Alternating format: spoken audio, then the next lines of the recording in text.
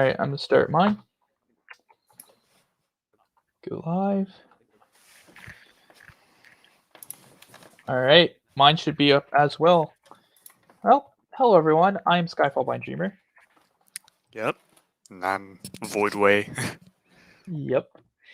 And we're going to just chat, have some fun, and take some questions from you guys, and whatever the heck happens, happens. It's basically the idea. Yep. First off, how was your first International Dream Conference? It was amazing. Basically anything I could have asked for, minus a couple of researchers I was expecting, but I didn't really care about that. I met a bunch of researchers and a bunch of artists and longtime lucid dreamers. It was great talking to a lot of them. It was great getting like a new perspective on the lucid dreaming community. A lot of, extra people that I haven't even heard of before that have been around for a long time. It was great. Okay, awesome. Oops. And oops, I just made a mistake. I accidentally edited my post instead of adding a new one. Here we go. There we go. Oops. Hold up. Oh, let me just delete. I accidentally, because I was copy pasting this thing. Yeah. So let me do that, there. Much better. Much better, right? Okay. So what all did you go to? Like, what was your favorite thing that you went to? Um, well, there were a lot of sessions related to dream control and the inside of dreams. Peter Make was the only one who presented on the actual techniques themselves, but what he said was pretty rudimentary and not really like that new. It was mostly just stuff that was already established. There were every morning there were groups. I joined the lucid dreaming group that was led by Dash from the Tech for Dreaming server, and it was great. There were a lot of longtime lucid dreamers, a lot of yeah. Yeah, Dash is amazing. I wish I could have been there. Uh, Peter Meach though, I don't remember you telling me he actually presented. I know you talked to him a lot, but I last year when he was there, I didn't realize he was actually a researcher. I thought he was trying to get into research, but I didn't realize he would present next year. That's kind of cool though, I will say, because I didn't think I thought he was just there to kind of be there and talk to people and learn. I didn't realize he was actually going to present. So that's cool.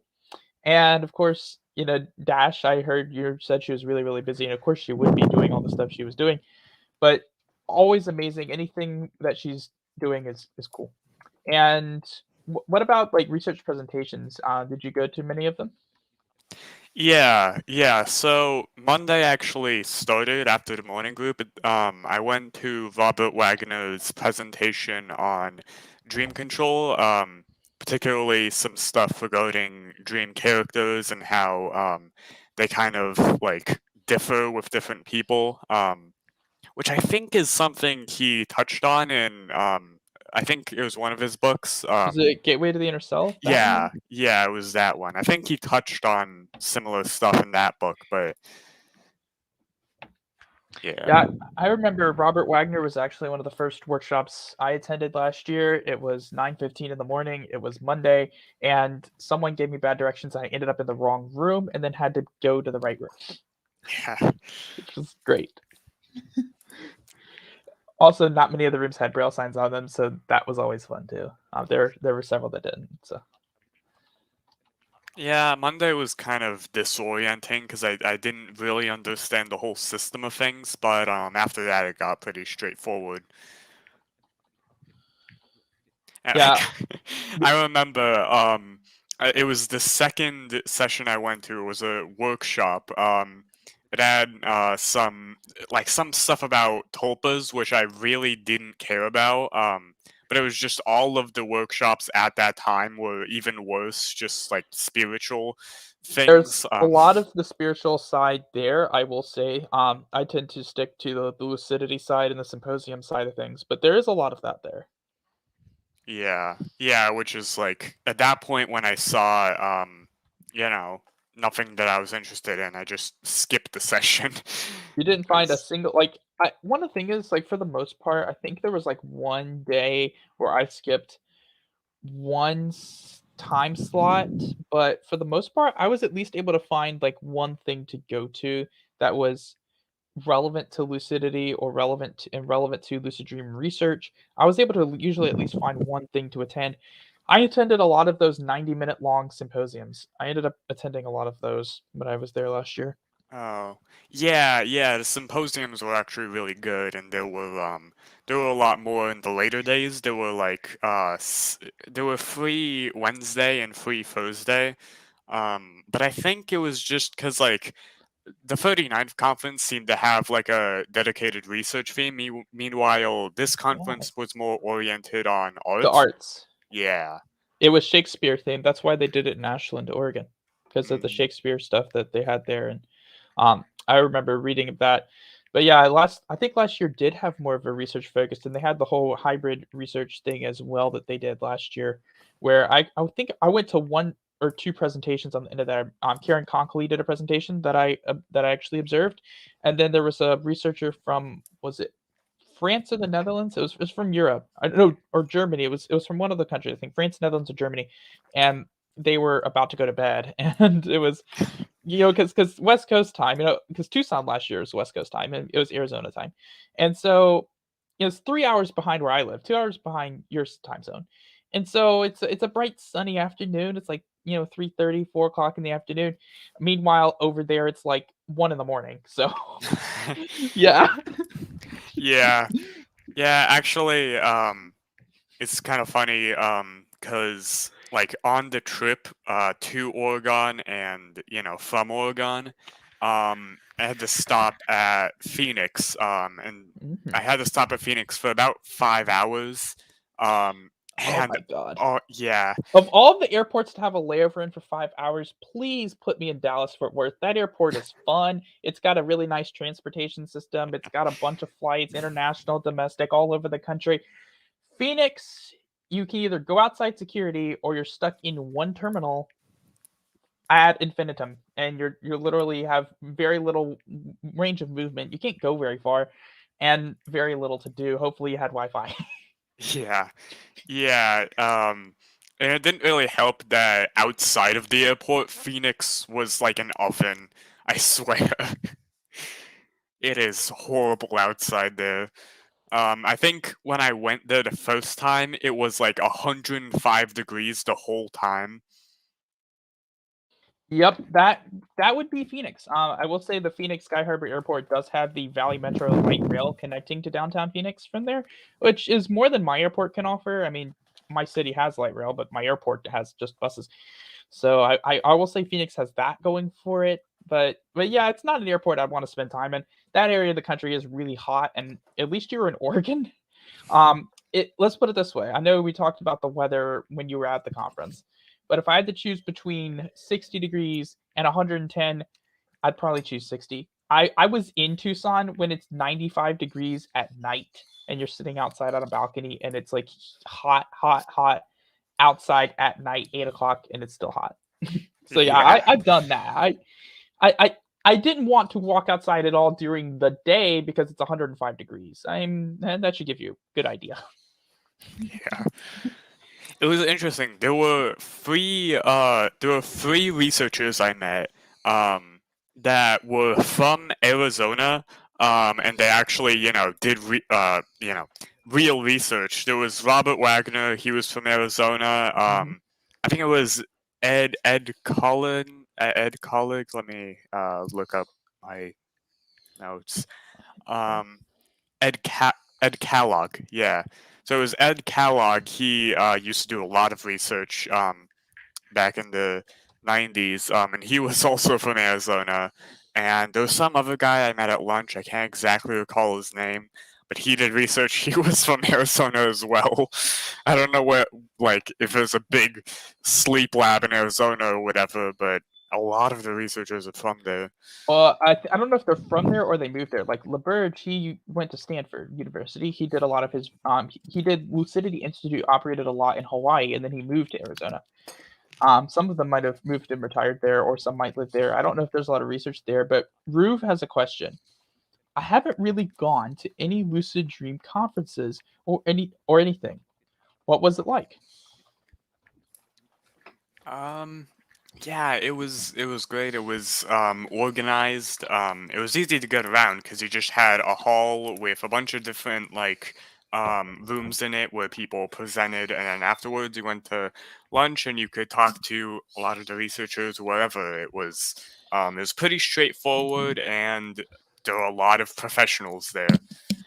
One thing I think is important to understand is this isn't a lucid dream conference, it's a dream conference. Lucid dreaming is one of the things that's discussed there. So it's like going to a broader event where what you're there to focus on is a subset of a broader event. And so note that if your main interest is lucid dreaming, there's a lot of stuff there that's not really related to what you're interested in, but there's a decent amount of stuff. There's like a core group of people and things that are. And so you kind of figure out who to find, you figure out who to talk to, you figure out what to do.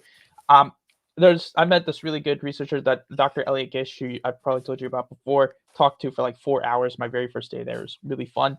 Um, and you just never know who you're going to meet or where. Like I met Robert Wagner that first day at lunch before all the stuff started. Like he was just eating lunch with a group of people. And it's what's so cool about these conferences is now some of the people are really secluded, like Dr. LaBerge, very secluded, didn't show himself in public except for the keynotes and presentations. Very hard person to find. And there are a couple people I think got to interview him that they did that in like his hotel room. So there are some people who were very hard to find. And then there are some people that were very open, very public, very accessible that you could like go walk up to and talk to. Dr. Remington Mallet is one of those kind of people. Do you remember me talking about him? I think so. Yeah. He was the one who he actually stayed in the hospitality suite last year in Tucson. Hmm. And I kept calling him Dr. Mallet, and he kept telling me to call him Remy because that's what everyone calls him. And I was like, for a man who doesn't like to be formal, you're staying in one of the most formal rooms of the hotel, right? Now, Yeah. for context, this was a hospitality suite. It was only a one-bedroom suite, but it had one bedroom, two bathrooms, a living room that could hold like 30 people, and a balcony that could hold 10. And his response, and I quote, "We all have to make sacrifices." Yeah.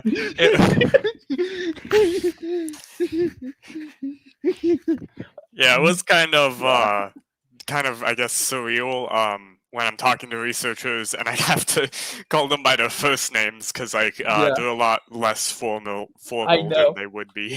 No, LaBerge was not at this conference. He was at the 39th annual, or the 30, was it 30? Was 39th Yeah, this year? it's No, 40 this 39th. year. No, 40 was this year. 39th Yep. was last year. He was at the 39th annual in Tucson. This is the 40th one that Philip was at in Ashland, Oregon. No, LaBerge was not at this conference. Yeah, it was kind of interesting though because from what I read afterwards, apparently LaBerge was a co-founder of IASD, so it's weird that he didn't show up to this one, Yeah. even if he did present on last year. It might have just been a coincidence, or it might have Well, been. it wasn't a coincidence. He lives like less than an hour from Tucson, like physically. So Tucson is very, Yeah, very easy for him to get to. He lives in Arizona. Um, it's I don't know if he just doesn't like to travel too much these days, which is understandable. I mean, let's put it this way: my dad, he's in his upper 60s, and he doesn't like to get around or travel too much. Some people do, some don't, and so you can't blame a guy if he doesn't like to get up and travel all the time. You can't yeah, blame him. yeah. It Um, makes sense. being in your when you have the conference in your home state, it's a lot easier to get there. Funny how that works.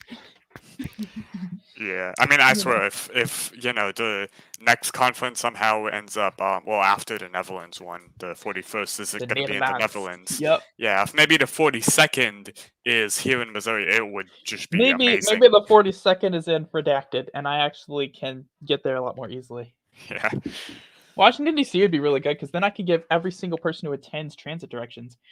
So that would be nice. guys meet each I was other. not there, so Yeah, we have not met in person. Although next year, both of us, I think, are angling to go to the Netherlands, and that could happen. We could meet in the Netherlands if we both make it there next year. Yeah.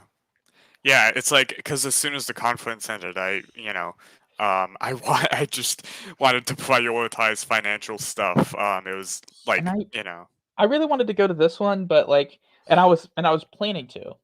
But what really kind of discouraged me is I was trying to save money and trying to do stuff, but I was also dealing with school at the same time, and, trying to balance time was pretty stressful to me. But what really discouraged me was, like, February and March. I was at one of the Tech for Dreaming groups. It was either February or March, trying to remember exactly when, but they said that all the hotel rooms at the main hotel were sold out.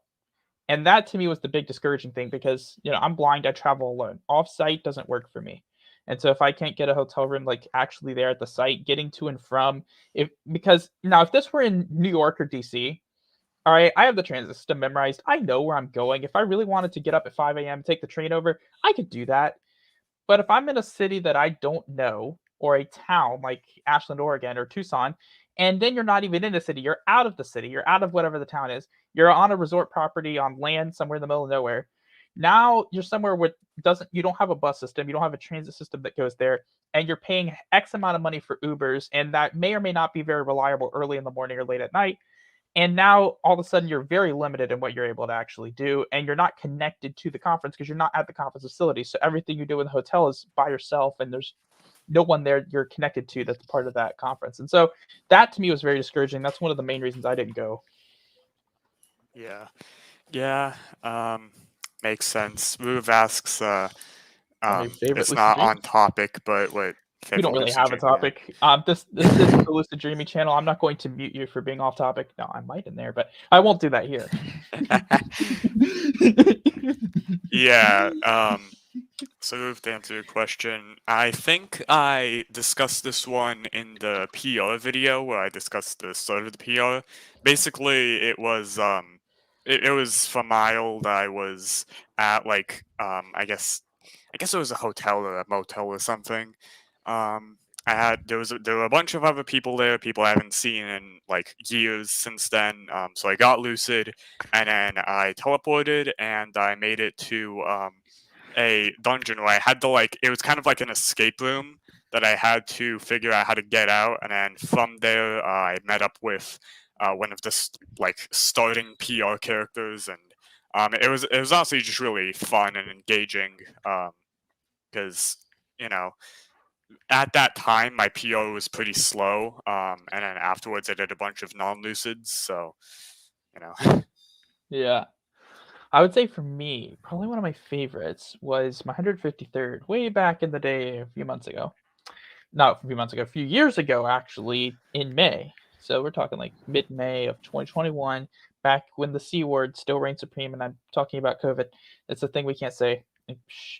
Anyway, so way back in the day, I was this dream involved me. So I started off in my bedroom, false awakening class, and I realized I'm dreaming. And then my dad was in the den, and then he comes in there, and he's like, doesn't believe it when I tell him that I'm dreaming. It's really funny because my dad like kind of like is kind of like a doubting character. I mean, and the reason for that is because when I first told him what lucid dreaming was, he didn't think it existed. I actually had to prove it to him. So it's kind of in his character, in a way.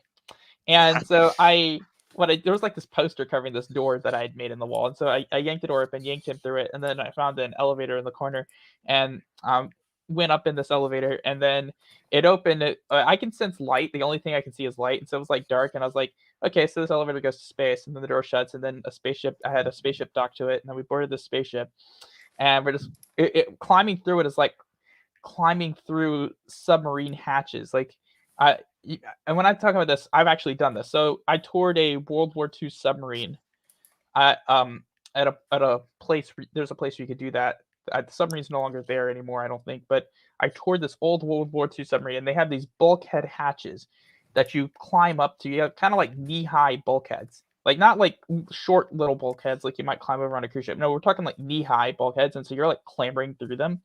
And so we kind of clambered through that. And I was like, I reasoned like, okay, well, this hatch isn't designed for humans, so it's an alien spaceship.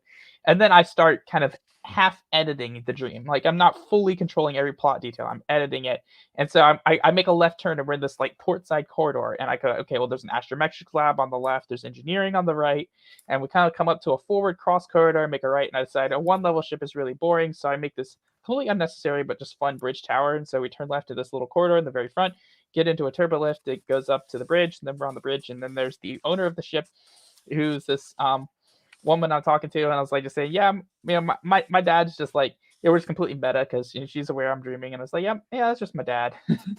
That's the way he kind of acts. And then like my dad was like freaked out because there were these like bats up on the ceiling, but these bats were like these other sentient aliens, and it was like he was weirded out by them, and it was really funny because this particular alien was like really powerful, and it was like nothing could get on the ship if she didn't want it there. And so then we walk back down. And I asked her, "Could you make the airlock more friendly for us?" And so we walk out the airlock and walk back into the elevator, and then she calls me, like, "Well, if you ever want to see me again, you can find me on my ship, the Star Horizon, somewhere." I was like, "That's interesting," and she doesn't really call people. And then went back down into the house. Dad went back to his den to watch football or basketball or golf. It might have been golf or basketball. No, not basketball. Golf probably around that point. And then I like jumped up into the hallway and was kind of like levitating in the hallway. I wasn't fully flying. I was like space levitating. So like in outer space, if you're like just floating, but you can't actually reach anything, you can't really move yourself through space very well. And so it was like that. I was like floating, but like I had to like grab something, like push myself along a little bit, and I couldn't like reach something, so I was like floating in the middle of the hallway. It was actually pretty funny, and that's how that dream ended. Yeah. Chat. We're chatting on a platform called StreamYard, and that is simultaneously streaming this broadcast to both of our YouTube channels, to Skyfall Blind Dreamer and Voidway Explorer, where both of us are streaming the exact same thing. Yep. Difference, do you guys use all day awareness? I never really got into it because I always found the concept just like draining. I don't think it's a good technique at all. SAT basically does, the exact same thing, but better, and less draining. It's a lot, it's a lot better. So I'd look into Puffin's guide for that. Last I checked, it was pretty good. Okay. Also, you said you're using a variation of mild. Um, I am wondering, like, so how are you doing that then? Or would you like any advice on that? I just twist myself like. Any tips to increase your awareness? The sporadic awareness technique's pretty good. Um, Obviously, like one thing I would do in that situation, I love doing mild at night, and so one of the things I would do is like take that dream and go, oh, I reasoned this away. Well, rescript that part to actually like go, oh, well, I noticed that it's a dream sign. I did that for a long time to help me like notice dream signs and not reason my way out of them. And I am better at that when I actively notice, hey, something is wrong. I'm not always trying to explain it anymore. Yeah. Actually, something I've been doing for mild for the past couple months, and I never mentioned it in any videos, is basically just to do it for like 1 or 2 hours at a time, in the middle of the day, just like you know maybe at 3 p.m. Just if you're not really doing anything. Try to do mild during the daytime for maybe an hour, and I've noticed it really, it really helps efficiency, and I've never really seen that like utilized in a lot of stuff and a lot of guides. Hmm. I was just typing to someone on my stream, and how exactly would you like do mild then specifically? Well, just how you do it, Yeah, and well, you in your guide, you kind of just stop it after some time. I prefer, Laberge's the variation. original. Yeah. Yeah, yeah, but you can't really like if unless you're trying to do a lucid nap, you can't really repeat it until you go to sleep in the middle of the day. So what I Actually, recommend is yeah. just like an hour, maybe an hour and a half. If you can pull off 2 hours, then go for it. 2 hours of doing mild? Um, well, I wouldn't recommend it to everyone. It's pretty That's extreme. that is very extreme because actually there is a study, like, if you go onto Lucidity Institute's website, they have excerpts from a book called Nightlight, and there was one study when they did studies about, like, best times to wake back to bed, and their study protocol, alright, so this should show you how mild has evolved a bit. Now, the reason I recommend like Lamarca's guide a lot is hers kind of adapted. It's like do it until you feel like you set the intention to lucid dream and then go to bed. Um, which after you kind of remind yourself at the end that you're gonna of your intention, that you go to bed. But one of the things they did, this study protocol, they had them do mild either until they fell asleep or for 20 minutes. And because the point is, obviously, that there are a lot of people, myself included, who can't pay that level of attention to something and fall asleep at the same time. That's just hard. There's a reason I don't wild often. That's the reason. And Yeah. so I will say trying to do mild until you fall asleep can actually be a barrier to success for a lot of people. I mean, it's not an easy thing for everyone to do. There are a lot of light sleepers out there where that won't be possible, and that's why you either do it for a certain amount of time or you do it until you feel like confident about it. I so yeah, there are reasons for why that has been updated over time. Yeah, and that does make sense. I do think for daytime, like doing it in the daytime, it is doing it for longer than 20 minutes. I feel like it would be better to do that because you're not in the REM phase till a while later. Here's the thing though, it depends. That's not actually entirely correct. Like if so, for example, if you did a morning nap, and morning naps are actually the best naps for lucidity. So say you woke up after like 7 hours of sleep and then like stayed awake for a bit and then did a morning nap, like say an hour later or something, then you're very close to being back in REM sleep. Like Yeah, I mean this very, isn't. very much so. That's why wild and napping go well together because you're very close to REM sleep. And also, you can do mild before you go to bed as well. I do think it is you don't have to stay fully aware. I mean, you're not using it as a wild anchor. And so if you're not using it as a wild anchor, I don't really see the whole point in doing it for much longer than 20 minutes or too much longer because you're not really trying to stay fully aware as you transition into a dream that way. That's what wild anchors are for. I'm not And if exactly yeah. I'm not exactly referring to like doing it and then going into a dream in the middle of the day. I'm referring to doing it for an hour and then just going back to your daily routine. Um, it sets I thought to you were talking about doing it for like going to sleep. yeah, no. Right. Okay. Well, also like at the same time though, I do think an hour is a bit excessive because there comes a point where it's going to be really repetitive and not really like there would come a point where you're doing something so repetitive. You're doing something so repetitive. You're doing some. How long do I have to say that before you start ignoring me? Because there comes a point where you're doing something so repetitive, it just becomes like automatic and ignored, and you lose the point of it. The point of it is to kind of reinforce that intention. And to think about it. But if you're just like ignoring it or doing it so much that you're not thinking too much about it, I do think there would come a point where it's the same. To me, it's the same logic behind spamming reality checks and why that's not very effective. Because if you're doing it all the time, you kind of desensitize to it. Yeah, it is like I guess it just depends on the person. Hmm. I'm able to do it for an hour because I kind of like get caught up in the Hmm. visualization aspect of it. Yeah. It's pretty easy for me to The follow other through on that. The other thing you could do is do it 4 times throughout the day for 15 minutes each, instead of doing it once for an entire hour. I mean, you're still doing it for an hour, but you separate it, and then, when you're doing it, it's a little bit more fresh. That's true. Yeah. Yeah, And sometimes I here's have cuz I used yeah. like a few times I've done it for 2 hours and some of those times I did it for an hour and then took a break and then another hour Woo! and then you know. You have way too much time on your hands if you're able to do that for an entire hour and, like, not disrupt anything else in the rest of your day. Yeah. Do that during school and see what your teachers Rube, I think, might have a question for us talking about dream control. Dream control, yeah. How do you fix this? All right, this is a great time to talk about perception and dream control. This is a great time. Let's have that discussion then. So basically, dream control works off of. There's a really good quote from LaBerge, and you've probably heard this.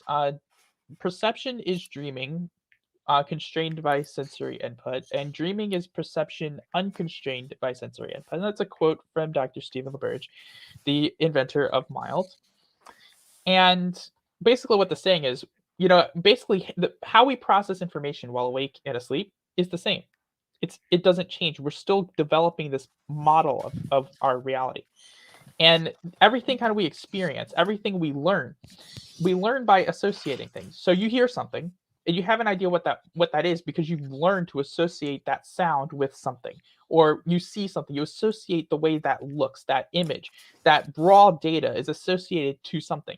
And then we build groups of associations around this thing. For example, if I were to hear, so back when I attended a university, well, away from home, I could hear a bus pull up and I would know one. So first off, there are things I'm associating. One, where am I standing? Okay. I'm standing on, am I standing at a certain spot in the main bus area? Am I standing at a bus stop like somewhere else on campus?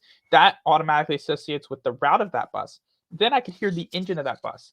And because I learned how to do this, I could associate that with the type of vehicle it was because I could hear it. And then, because I knew the bus numbers at the time, I also had that association. So that was my schema for the certain buses that ran around campus. This group of associations that come together form what's called a schema. Then you have many of these, plural. They're called schemata. So the way this works in dreams is while awake, you perceptions inform how you think about everything around you, sort of what you think is going on, and they may or may not be accurate. You might perceive something that's completely false. um you could bring up your security situation there. I mean, that's perception. Someone perceived that there might be a security issue, and that triggers them to do what they did, even if that perception is false. Now, when awake, there are externalities. Okay, I'm exist. I'm not you. You exist. You're not me. Just because I perceive something about you doesn't necessarily mean that it's true. In dreams, it's more like an echo chamber. How you kind of perceive what's going on around you, that is reality. There is nothing external there. It's just you. And so when you're thinking about something or you associate something even subconsciously, I mean, most of this association we do is subconscious. You don't write or talk, for example, and define every word in your head as you use it. It's subconscious. It's automatic. And that's how we kind of learn and do and process things so fast. And the same thing happens when we're dreaming too. I mean, we process this information really, really fast. And so you look at something and say maybe you're a little bit afraid or nervous. And so you have this sort of idea of this is not a good thing already in your mind, just subconsciously, and you're afraid or nervous or fearful of it. And then boom, next thing you know, it's some sort of nightmare creature. And it's all about how you're perceiving it, what your emotions are like, your mindset. Like, oh, I can't do anything. There's nothing I can do. Having that kind of mindset, you're just going to think there's nothing I can do. It doesn't really matter, and that's going to be what you associate with happening. What you believe about the situation. If you believe it's like some sort of spiritual thing happening, you'll have an experience that kind of reflects that. Your whole, what you think about what's going on around you, things like that. And then like the circumstances you find yourself in. For example, say you're walking the halls of Hogwarts, you'll probably find it really easy to do Harry Potter magic because you're standing there in Hogwarts, versus say you were walking down the halls of the Death Star, you might find it probably still possible, but obviously possible, but maybe a little bit more difficult. You see where I'm going with that? This is how dream control works. Yeah, that kind of idea led to my explanation in the course where I refer to like improv a lot. Like you improv in dreams, and then it's a lot easier than doing Mm-hmm. something else. That is really cool difference. Yes, it is. Yeah, also, Roof, we got that awesome difference. Boom. Yep, this is exactly how that works. That is a perfect illustration. I had someone on Reddit just about 20 minutes ago. Was it Reddit or Discord? It was one place. No, I think it might have been Reddit, but they were talking about how they would just like close their eyes and then open them, and they're in a false awakening. It was Reddit. I was talking about dream control, and yeah, because you thought that you were gonna wake up, but you didn't actually wake up. But you wanted to be in bed, and that's what you associated with. And so when you did that, and they closed their eyes and they opened them again, they found themselves in bed. They were still dreaming, but that's dream control for you. It is very powerful. It can work for you, it can work against you, but it's the same process. And if you can learn how to manipulate that process, just even small changes in your perception, like for example, say you're really like scared in the moment about something, and maybe you think there's something attacking you, and you just like do something completely out of the blue, like you stop what you're doing and you just like ask that thing, well, why are you chasing me exactly? You just totally change how you perceive that thing in the moment, and then if you're no longer afraid of it, it's not that scary. And the things will act like if you're dealing with like nightmares, for example, That's something I've learned, through like other people's experiences and through some of the literature, like some of the books that I read, like ETWLD. I swear the lucid dreaming is kind of has something similar in this. Learn to lucid dream has some similar stuff in this, but like the whole way you perceive it can change. Like even the whatever the imagery is itself, you can just like change right in front of you because it's all about how you perceive it. Who are you talking to, by the way? Because are you which one of us? Because there are two of us here, Rue. When you say you don't talk about wild much. No, Oh, for me, okay. What is my recommended practice? I don't talk about wild much because I don't wild much. I'm a very light sleeper, and so I wild is very opportunistic for me. It's not the easiest thing for me to like pay attention to something and fall asleep at the same time. It's not the easiest thing for me to do. And so wild is very opportunistic. Just normally falling asleep, I could lay awake for like 30 minutes and then fall asleep. It take me a bit. And so I'm generally not the best at wild. And if I anticipate it happening, I can be startled pretty easily, and that just like erases progress if I get startled by something. For example, today I heard there were some random sounds that just did not sound right. They were real. I was awake, and they came from downstairs, and I couldn't tell if it was like the TV or if one of the cats was like making a really bad noise. And they're supposed to be in the bathroom. I shouldn't be able to hear them from my bedroom. And so I heard this really odd noise that's not normal to hear in my house. It was a real thing, and I don't know what it was. I never asked, but immediately startled to full alertness. I mean, that's the kind of thing that happens for me. So that aside, how I would do wild or recommend it is, I like internal anchors. I like imagination-based anchors. External anchors, you can lose awareness of them more easily as you're actually transitioning into a dream because they're external, and you may not incorporate that sensation properly as you transition. And so I like internal anchors. I like imagine like a dream scene, or I've done some of my favorite wilds have been incubated. I imagine myself in the cockpit of an F-18C Hornet or a Boeing 737, which I have done a couple times. Cessna 172. I actually incubated that dream perfectly and then lost awareness of it when I realized my mother was the pilot, which it was actually really really funny. But I've done things like that a few times. But yeah, I like the kind of imagine the scene. I've managed to get that to work several times, but it's not the easiest thing in the world to do for me. I need to work on it more, and I don't bother with it too much because it is kind of an opportunistic thing. Most of my wilds are daileds. Most of the time when I do wild, I have it. I'm very strategically positioned, and it's a dailed. I'm coming out of one dream. I'm still paying attention to the scene, and I'm not fully waking up, and I go back into it. That's where most of my wilds come from. Yeah. Quite the stream delay, really.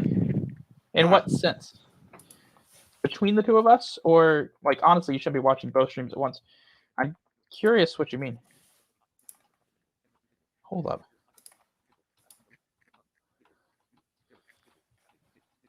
Yeah, it's kind of similar for me with SSILD. Like, I honestly just didn't care to do anything with the technique before the course. Like, I actively avoided it because it just seemed it seemed excessive. Mild and wild. They're both mild seems like the perfect dialed category to lay a basis on. Meanwhile, wild, just it's very open. And SSILD, I just didn't want to deal with. So like beforehand, when people had questions with SSILD, I just referred to someone else, and I didn't even check out some of Cosmic Science Yeah, stuff before the course. yeah. I have a couple of questions on my stream. Some of them are directed at you, so I'm going to ask you this. This is from Bugmulk, and this is, I think, to both of us. How often you get high level lucids, both of you? I know some have different definitions, but for me, high level lucid is the one that feels similar to waking life in terms of cognition. Probably a couple a week, a couple of those a week. Um, yeah, vividness, what you consider vividness. I guess what you consider high level lucids are about half of mine. I've never really considered vividness an issue for me. Um, I'm fine with anything really because I don't really get lucids where it's like downright horrible. A lot of my lucids are completely fine. Um, but then where you wouldn't consider high level lucids, I kind of just I kind of like sluggish, like motory. I'm sluggish, and I'm not really that, you know, active with my, I'm not really active with control. I guess you could call it. So about half and half, really. It just depends. For me, I have like some moderate ones where I'm lucid, and and I don't remember everything I wanted to do or every little thing, but some of those I have some of the best control because it's just really relaxed and natural, and I don't worry about anything, and so it just flows really, really easily. I will say I've had that experience. Now, James Johnson, that's Night Owl on Discord, he asks, "What real-world skills translate to increased chances of lucidity?" I'm thinking along the lines of perspective memory, meditation, etc. Well, of course, perspective memory skills definitely increases the chances. Awareness, so being able to be more aware, mindfulness actually. So not just any meditation, but specifically mindfulness.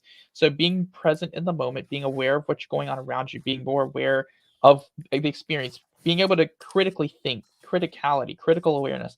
That's where you combine critical thinking in that present moment awareness, and you're able to recognize when something is out of place. So those are all skills, in my opinion, that do improve lucid dreaming. Yeah.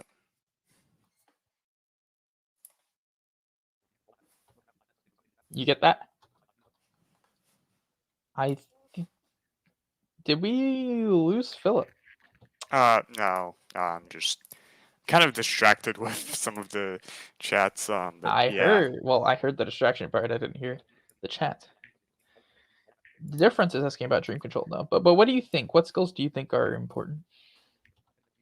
Um, Really, the same as the examples that you gave, and um, I'm, I think it's kind of like the other way around. A lot of the time, lucid dream skills help with uh real world stuff a lot. It's kind of like prospective memory. I touched on, the attention span of people being pretty bad nowadays. And the prospective memory exercises and a lot of other lucid dreaming practices can actually help people recover from that, which I think is interesting. It's definitely a factor of the modern world that people are. And this is a lot of social media. This is one of the things like we actually discussed this in one of my classes last year, like, social media, internet, and like a lot of people are in this instant gratification mindset. They want everything and they want it yesterday and they don't give a ding how you get it. They just want it now, now, now, now, now, now, now. And they're basically like 7-year-olds just mashing that button. Now, now, now, now, now, give it to me now. That's most people in our society these days. They're impotent 7-year-olds who just want their toy and they want it right now. So trying to teach people like that a skill, part of it is part of it is the Gen Z thing. Part of it is also, the whole like everything available at your fingertips. And if you're exposed to that from a very young age and you just have everything available to you, you expect everything to be given to you. And so now you have this whole mindset of, I don't have to work for anything because I can just use this and get it. And so when you have that mindset, it translates into how you behave when you're trying to learn or do things. It makes that kind of learning more difficult. And so one of the things that's most incorrectly taught about lucid dreaming online is the skill aspect is never taught on in most places. They talk about how to get lucid tonight, like all this clickbaity titles. I really hate those. And all that kind of stuff doesn't teach people the actual skill. And then you get people trying a technique, they don't get lucid 2 days later, they switch to something else because they don't understand and they were never taught the aspect of it. And then the other side of it is the people who actually, when they figure out what they're, what's actually involved, they just give up because they don't actually want to put in the effort. And that is a generational societal issue. That's I some of the skills with lucid dreaming definitely help with that, like being able to be more aware and present, not being on autopilot like most of us live our lives, definitely helps. Yeah. Difference had some dream control issue. Yeah, difference, the PR question.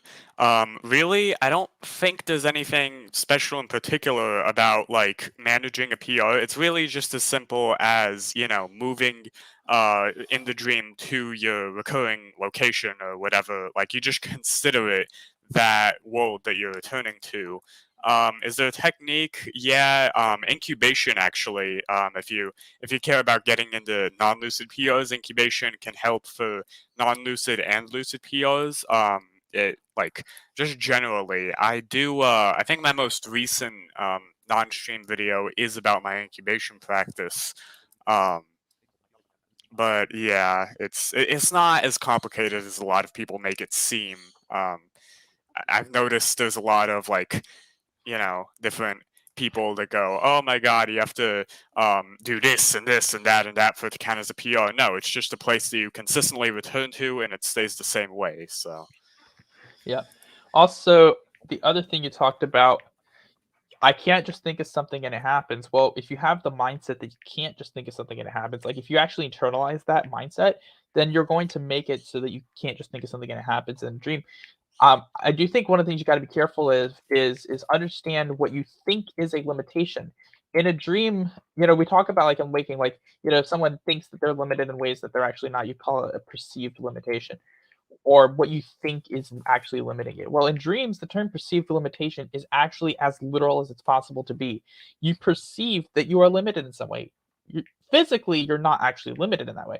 It is just your whole mindset, your approach, what you're associating with happening in that moment that's limiting you, and it's all you. It's something that can change.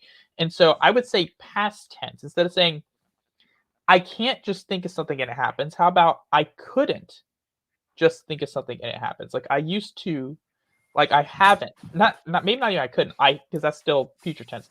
I haven't been able to think of something and have it happen. That's past tense. Instead of thinking about a present limitation that you currently have, think about the fact that, well, I haven't been able to do this yet. Not that it's something that's presently causing a problem. I think that mindset change is actually kind of important because this kind of thing does really affect dreams in a way. So if you have that sort of limitation and you see yourself as having this present limitation in the dream that you can't do something, even if you think you might be able to improve at it later, you have this sort of present limitation, and that present limitation is perceived, not actual. And you can actually change that. It may take you some practice, but I would recommend maybe trying to reframe that, think about it more of a past tense way. Like, I haven't been able to do this in the past, but I will be able to do it, or I am able to do it. Maybe kind of have that kind of a mindset. I mean, just something to kind of experiment with and think about because I do think that you unknowingly do place some of these limitations on yourself. A lot of people do. That's a pretty normal thing to do. You experience some sort of limitation and you think it's a rule or you think it's something, and it's just you adjusting to it and not really being familiar with how it all works. And so you have this sort of idea of how you think it works, even if that idea isn't exactly correct. It really influences what happens in your dreams. And so yeah, I think it's something worth considering. And Rue, yeah, it takes 30 seconds or something. I'm not sure exactly what you're referring to, but YouTube isn't 100% like on time. It'd probably be at least 10 to 15 seconds between me talking and you actually hearing it. Just that's normal. yeah. Before the stream started, I tried setting up ultra low latency, but apparently that caused some audio issues. So Hmm. Yep. Yeah, exactly. On difference. That's exactly what I'm getting at. You think you're limited, then you are limited. It's literally cogito ergo sum. I think, therefore I am. And in dreams, it is I perceive, therefore it is. That's how it goes. Yes, it's all about the mindset. Yes, it is. it All was right. pretty funny messing around with that. A few years ago, I used to do a lot of shapeshifting in my lucid dreams, and depending on the shapeshifting I did, dream control from that point got easier or harder based on like the size of the thing I shapeshifted as. Um, like if it was humanoid, it was pretty much like the exact same. But if I like if I was a cat, for example, it was way harder to like control things that weren't even related to the shapeshifting. Meanwhile, like I got super big at one point, and it flowed. It might have just been imagination, but it flowed a lot easier than usual, which is pretty interesting to mess with. Mhm. I think I've maybe done it once, but I haven't done it a lot. I think the ideal shape-shifting way for me would be to, like, turn myself into one of the founders from the Dominion. They exist naturally as a state of liquid matter, and they want to control everything in the galaxy. It must be ours. The solids cannot be trusted. I'm trying to imitate the voice of this female changeling from Star Trek D69, but if you've never seen the show, like probably everybody here, then it's gonna be totally lost on everybody.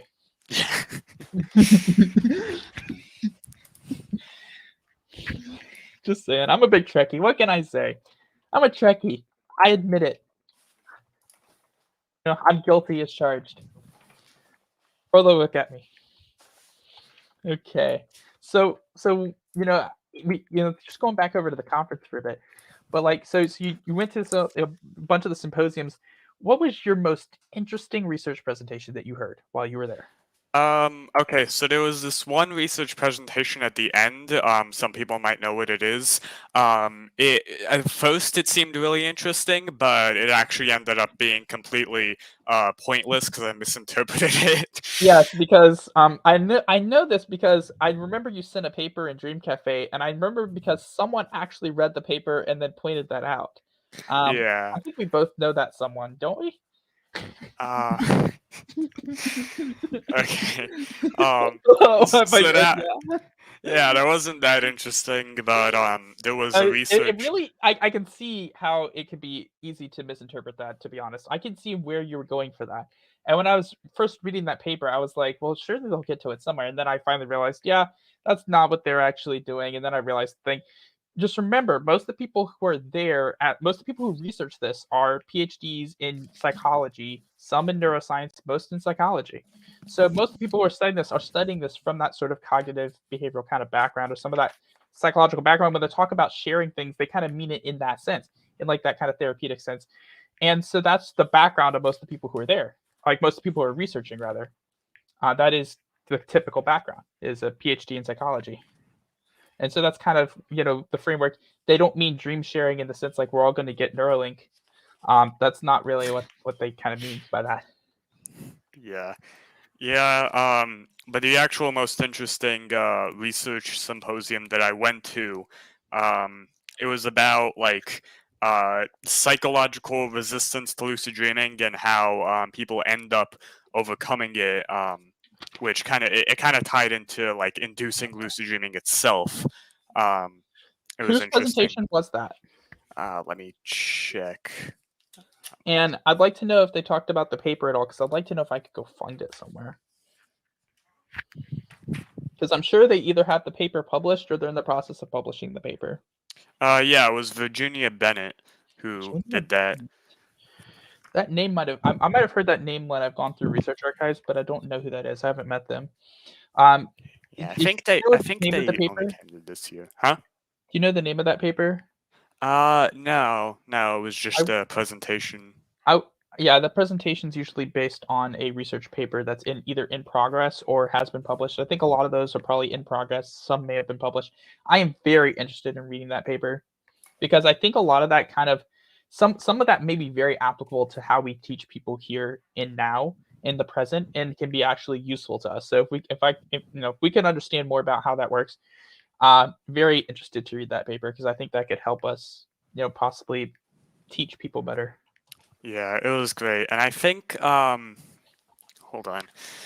I have to keep checking the actual names of the research.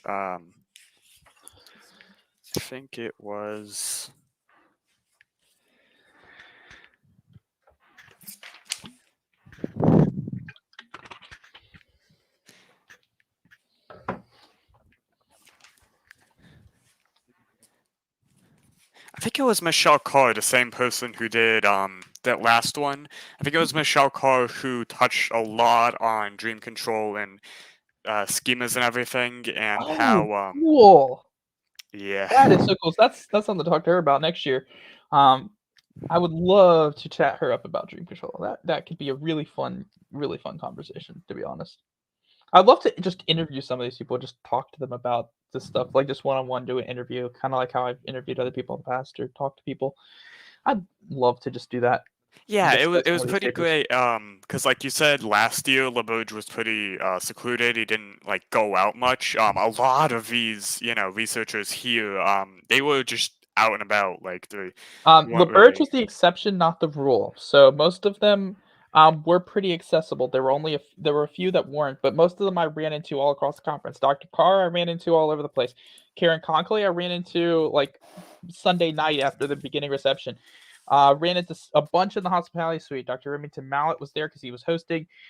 Elliot Gish was there. Dr. Gish was there. Several others were there.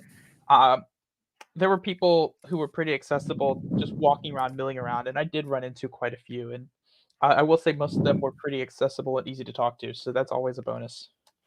Yeah. And meeting people from other countries too is just amazing. So now that you've actually met Peter Mach, because I have email corresponded with him like once or twice, Mhm. what do you think of his accent? Isn't it very distinctive? Sorry.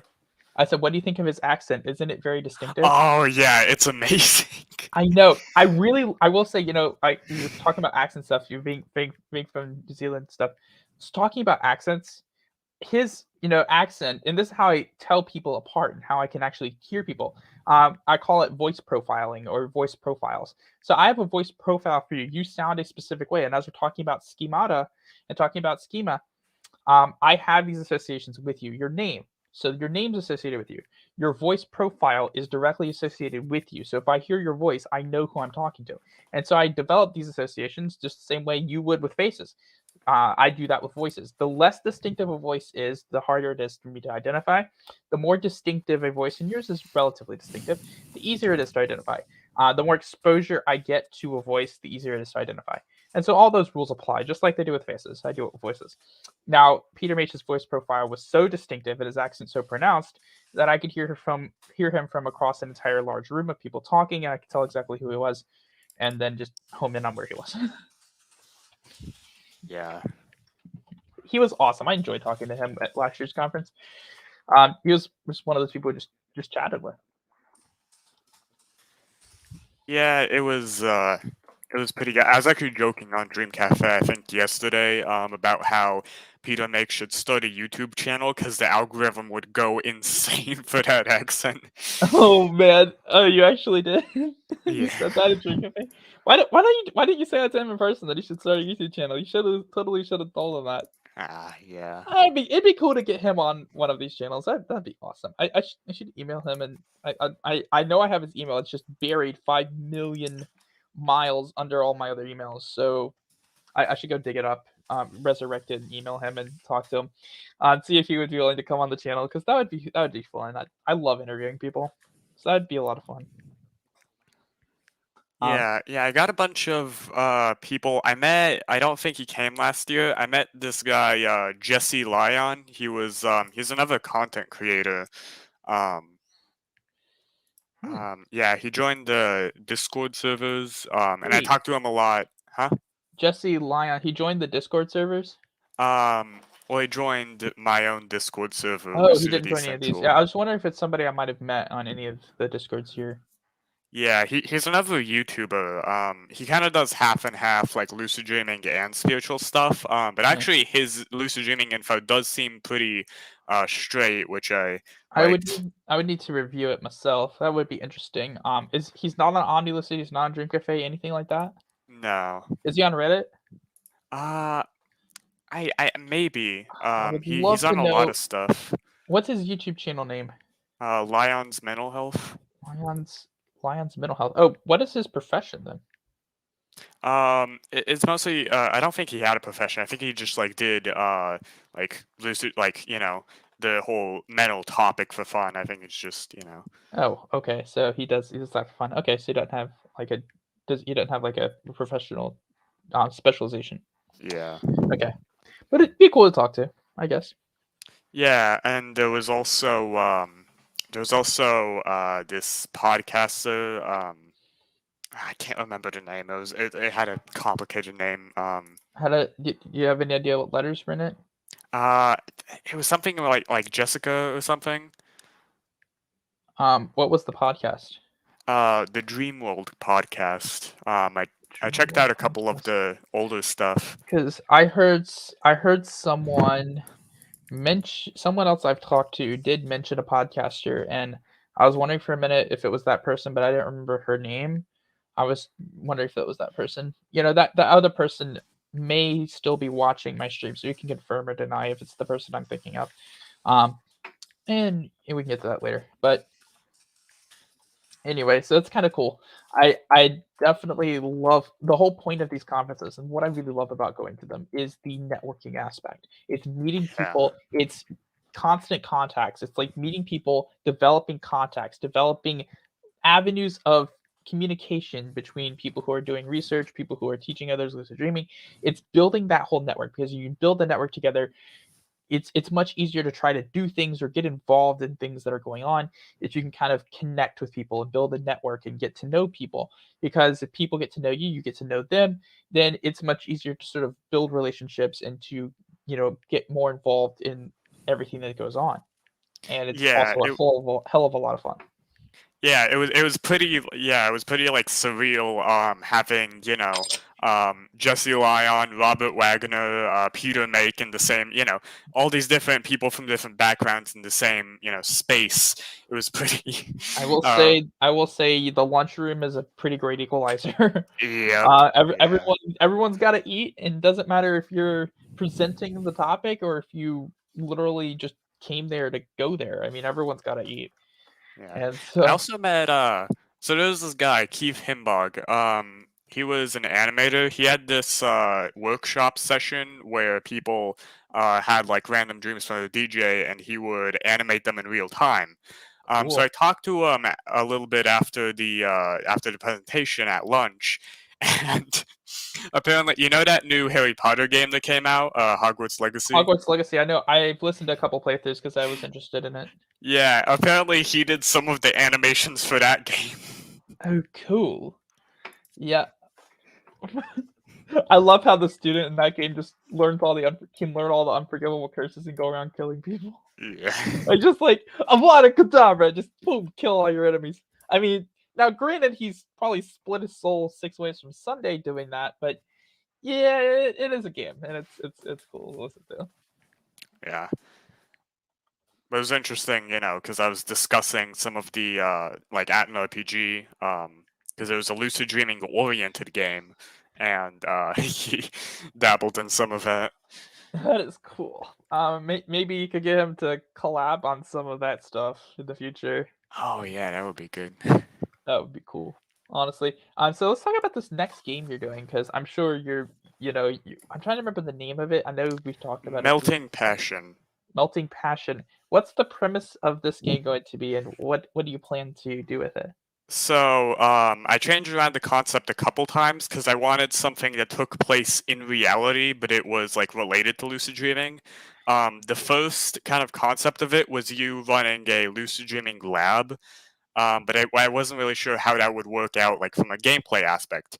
Yeah. So what I did, what this concept is now, is you play as this person who is selling working lucid dreaming pills. Oh You're Lord. yeah, you're the only guy who knows how to make it guaranteed. And you're the one selling them, and you have to get ingredients for it. Yeah. I hear there's a really great supplier down in Colombia that you can order from. I I did actually, because around the same time I was rewatching Breaking Bad, and I got inspired. Oh my goodness. Yeah. So you're the lucid dream drug dealer. Pretty much.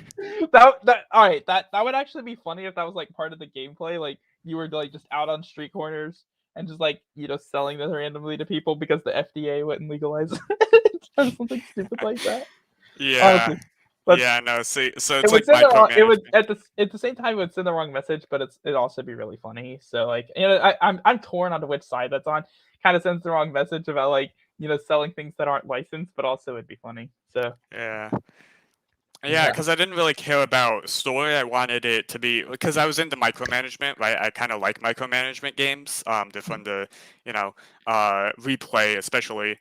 So I wanted to focus, like, almost completely on gameplay, but the last game had a lucid dreaming aspect, so this one should too. Hmm. I think it'd be really really funny is if you do all of this and then at the very end of the game, the character wakes up.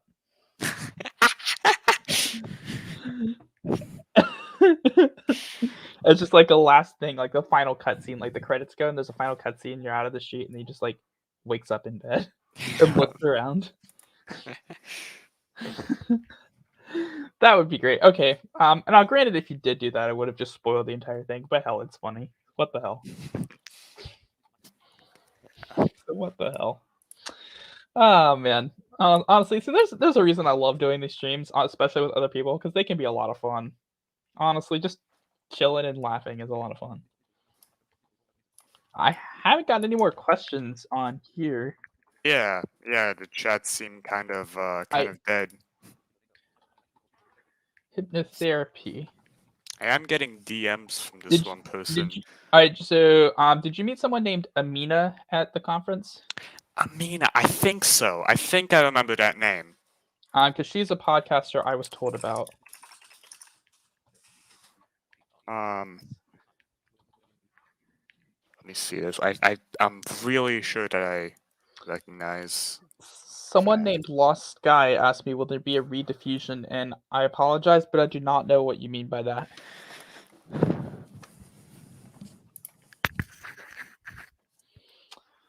See, I like the format of this type of streaming. Yeah, it was Amina. Yeah, it was Amina, Yeah. the podcaster. Yep. Yeah, I figured. I was trying to remember the name, and I figured because I remember being directly told about it, and I think it was that same podcast. So I wanted to double check.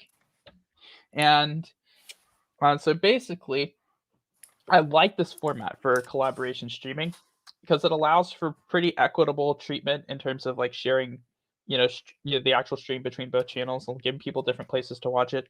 Also, I think this StreamYard is a pretty good tool so far, and I would love to use it to have almost like I wouldn't say a quote unquote symposium because no one here is a professional researcher, but I'd love to have a more formalized, just this technique discussion would be really fun. I would love to do like a debating the ins and outs of MILE kind of thing. Could be a lot of fun, like why people prefer different approaches. I think could be an interesting topic. But I'd love to have more Amina Dreamworld podcast. Yeah, that's correct. Thank you. Will the live still be on YouTube? Absolutely. I don't delete any of my live streams. They're always publicly available for people to watch. So I'm pretty true to that. I stick to that. So you don't have to worry about it going away. Yeah, I used to private my live streams, but I decided not to because never have, and the only time I'll ever would is if it was meant to be private in the first place. Like when I was doing testing last week, that's the only time I'd ever private them. Other than that, no. Oh, hey, Dreamold podcast commented on my chat. Oh, they're on your chat? Yep. Tell them, hey, I'm Skyfall Blind Dreamer, and come find us on Discord. Dream Cafe, Omni Lucid. You can also find me at u/Skyfall Blind Dreamer on Reddit. Love to chat. Yeah, and I made Lucidity Central. It's kind of small, but yeah, that's cool. So they're on your stream watching this. That's awesome, Yep. honestly. Yeah, we should totally ask them. Hey, would you be interested in coming on and doing like a collaboration video and talking about something Lucid Dream related? That'd be a lot of fun, like with either of us or both of us. Yeah. Because that would be cool. Aha. Yeah. What'd they say? Yeah, it'll join the Discord. Well, there is a delay, so I don't know if well, there's a delay. We'll find out, I guess, in like 25 seconds. Yeah, let's do it. Awesome! Sweet. That'd be a lot of fun. Oh yeah. All three of us then maybe? I guess so. Yeah, that could be cool. Was this really hard to do? Wait, Amina, are you the person like talking in chat, or is there like some other PR manager person?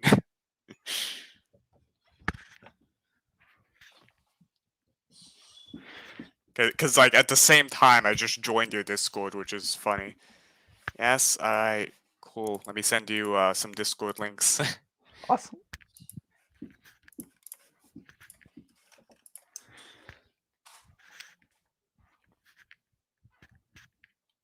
I will say on the Discord side, it's pretty quiet. So I guess we each have our own streaming audiences that we can take questions from, because the Discord thread on Team Cafe has cooled off quite a bit.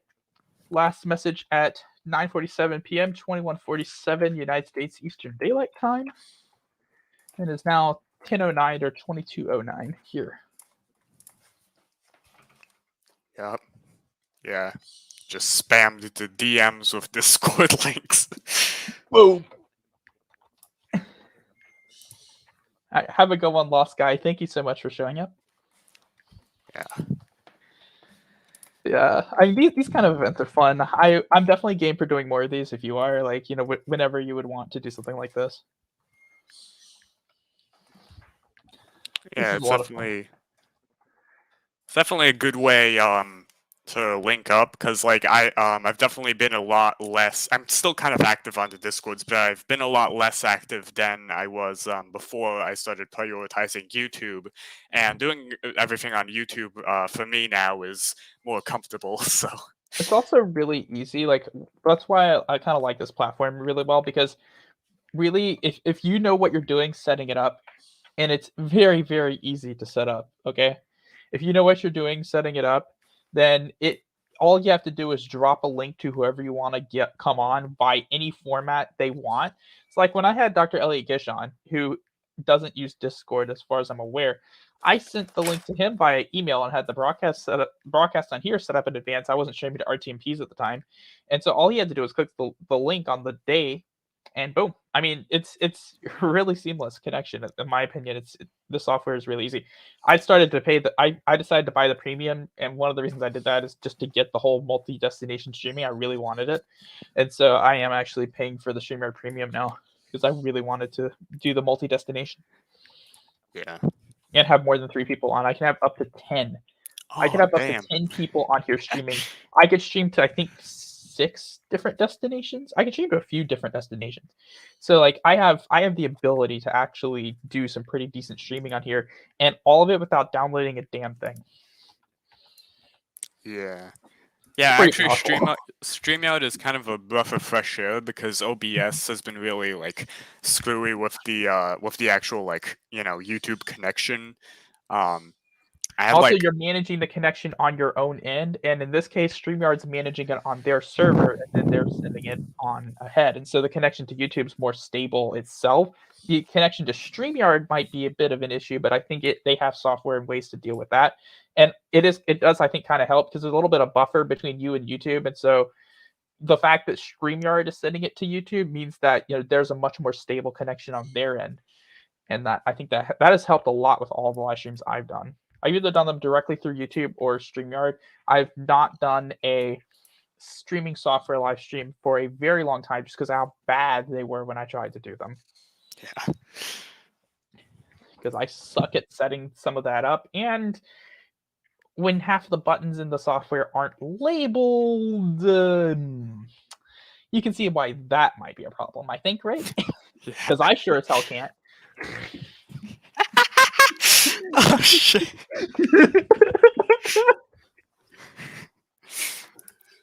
Okay. And my humble opinions for both of us, assuming that we're humble, I guess.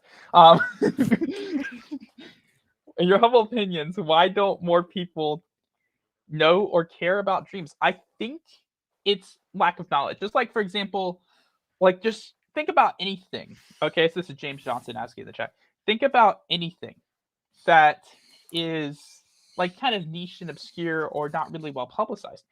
I think part of it's knowledge. People don't think about their dreams while awake, and people don't really know that they dream 4 to 6 times a night. Because let's put it this way, even people who are learning lucid dreaming, we have to tell them these things. They don't know this going in, the vast majority. Now, some of them will. Some of them have done the research. Some of them are pretty well versed in some of the dream science, some things. The vast majority, I'd say over 90%, aren't. It's a pretty high number, at least, that aren't. I may be overestimating, but probably not by much. So these things have to be taught to people, and this is, I consider that to be a pretty basic level thing. I mean, you have these number of REM periods each night. You know, that's just your vivid dreams, and just doing the math there. I consider that a pretty basic, like, entry level knowledge, like really easy thing to know.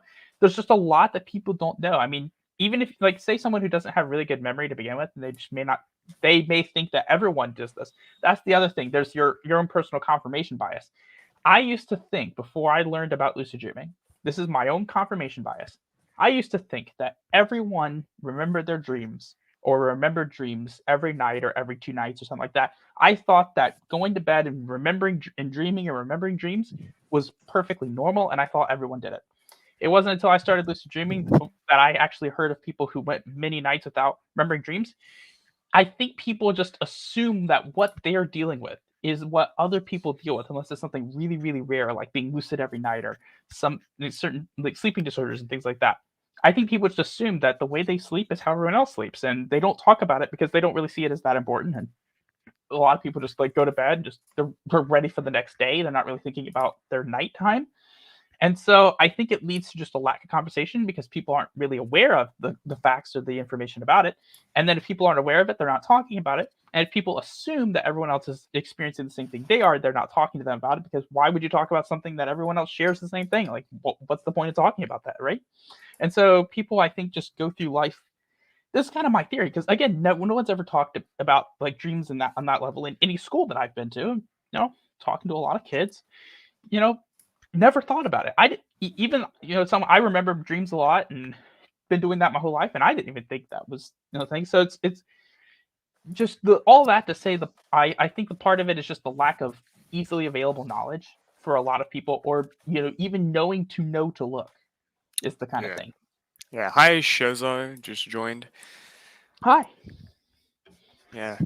Um, yeah, and I think it's like I think misinformation actually isn't just related to lucid dreaming, but every dream topic in general. It's like a lot of people kind of just associate dreams with like just not being important in the slightest, and just a process that you can't do anything with. And then when they do hear about lucid dreaming, they assume it's something like spiritual or not really scientific, which it actually is, and that's something I touched on in the misinfo vid, Yep. which I think is I a think when you problem. actually get into lucid dreaming, the misinformation is a bit of a problem. But I think if people see dreams as that more spiritual thing in the realm of spirituality, because it's often referenced, dreams are referenced in a lot of spiritual texts. People think, oh, well, dreaming is something really spiritual. It's not the thing. The people think it's not really important, and they just go about their day. I think it's just a general lack of understanding. And I think that that can improve with the spread of knowledge. The more that people are aware of, the more mainstream it is to think about dreaming, the more people will actually care. I think the not caring is downstream from the not knowing because you have to really know about something to care. For example, you might care what the speed limit is on a road, but if you don't know the speed limit, then you're not going to care if you're driving 35 miles an hour and the speed limit's 25. You're not going to care if you think the speed limit's 40, then versus like if you know the speed limit's 25. So I think part of it's like not knowing. It's hard to really care too much about something that's really vague or that's something you just think everyone does this the same way, and it's not really just like do people invest this much thinking in walking? Something like that. People might think that way. Okay, well I walk all the time. It's not something. It's not a big deal. People just it's just that kind of mindset with a lot of things, I think. But you also asked if there have been any studies, if I know of any studies on the blind dreaming more frequently. No idea. In fact, I don't know of any studies in dreaming or lucid dreaming related studies that deal with blind people. I don't know of any, actually, like anywhere. I would love to read them if there are, but I don't know of any. Skyfall, I don't know if you're checking into my chat, but Shizu says that she thinks your variation is way better and easier than LaBerge's. So Which chat? mine. Oh, I can't see your chat. Remember, I'm blind. Oh, I mean, like, I mean, you've only known me for 2 years. It's not that big of a deal, right? So yeah. I'm totally just gonna mock you just a little bit because come on, man. I, I mean, come on. I know. No, she's on your live stream chat. Where the heck am I reading that? I mean, I'm reading my own live stream chat and I'm reading this thread. That's why I made this thread. um, actually, does StreamYard show your chat? Because No, StreamYard doesn't show any chat right now. And the reason uh, for that is so here's how it works, okay? If you stream specifically to a YouTube destination, all right, you can actually do that through StreamYard. You can stream directly to a YouTube channel and it makes the stream for you on YouTube. There's a specific reason why we're not doing that. Can you think about what that might be? Yeah, I know. You have to log into your account to do that. I'm not gonna ask Okay. anyone for their username and password. Also, it is a little bit limiting. You can't schedule streams very well on Streamyard. Now, you would be able to schedule it just fine. I would not because there are some accessibility barriers there. And so I actually have some issues scheduling them properly. And if they're marked as private, even if you change it later on YouTube and mark it as public, if it's marked as private on StreamYard, you're not going to be able to see the comments. And if it's public, you can read the comments. I have done that because I've done it where I've been able to highlight comments and stuff. And I may do that again with specifically YouTube streams that are just me. But I do like the freedom that I get when I use the RTMP because it allows me to set up more settings on YouTube and do some things over there. And it gives me a little bit more freedom. And so I typically do it that way. Yeah, I Used to. remember because like I used to do a lot of my streams in VR games, and the only way I could see chat was with this third-party platform called Live, and it used the YouTube API, so I had to log in, and then it kind of like Yeah, crossed between the two platforms. It was a bit precisely. complicated. That's the reason why that we are not using that version of broadcasting because for ethical reasons there's no reason that I would ever ask for someone's username and password.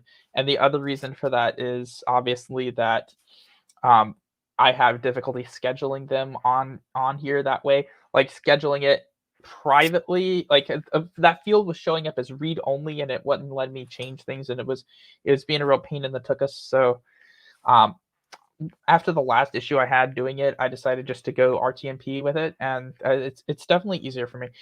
The way I see chat, Philip, by the way, is I have two pages open in my browser. I have the StreamYard stream open. I don't need to touch that page because you haven't left it by accident, so I don't need to re-add you. I don't need to touch that page at all. In fact, the page that I'm focused on is the live page on YouTube of the stream, and that's how I'm accessing my live chat. Yeah, yeah, because I'm actually on both our streams. We're watching Uh, both of them. yeah, because I like to see all the chats. Lol. Yeah, I'm not. Oh yeah, that's the other thing. I could have gone onto your stream, but I'm not on yours too. I'm on my actual I'm not on the YouTube page for the watch page for my stream. I'm on the actual studio page for it, which also shows the chat, but it gives me the controls for the stream. So I'm on that page, and I like the KISS acronym. Keep it simple, stupid. I know. So I'm keeping it simple. I only have mine up. I don't have yours up at the same time because I figured logically that people on your stream are probably going to be more likely to ask you questions, and people on my stream are probably going to be more likely to ask me questions. And that made a lot of sense to me. Yeah. Except for the first like half hour, there wasn't a single person on my stream. Really? That's unfortunate. There's a reason I put both the links in there because I wanted people to actually go up there. And I wanted to make sure it's definitely accessible to both subscriber bases. Like that's why I put both links there and named them. And that's also why I put the chat thread in here so people didn't have to choose who to talk to. That's why I put a chat thread in here. I think the most of the people who are messaging us on there, or at least a decent number of them, are people who Shirazar, I think is just unaware of the thread. But the rest of the people who were messaging me on there, I don't think are members of this server. And so they are that's how they wanted to contact. Yeah, because I got a lot of DMs from people who I aren't on linked the Dream thread on Cafe. Omni Lucid. All you had to do was click on it, and you could have joined Dream Cafe and then clicked on the thread. Probably, I'm pretty sure that would have worked. And then I linked the thread on Dream Cafe. Obviously, anyone there could join it. Yeah. I like that. I like the developer mode. I'm never turning developer mode off. Oh yeah. I like being able to do the less than and then the at or number and then paste in the IDs greater. Boom, just link direct to it. It's so easy. I love that.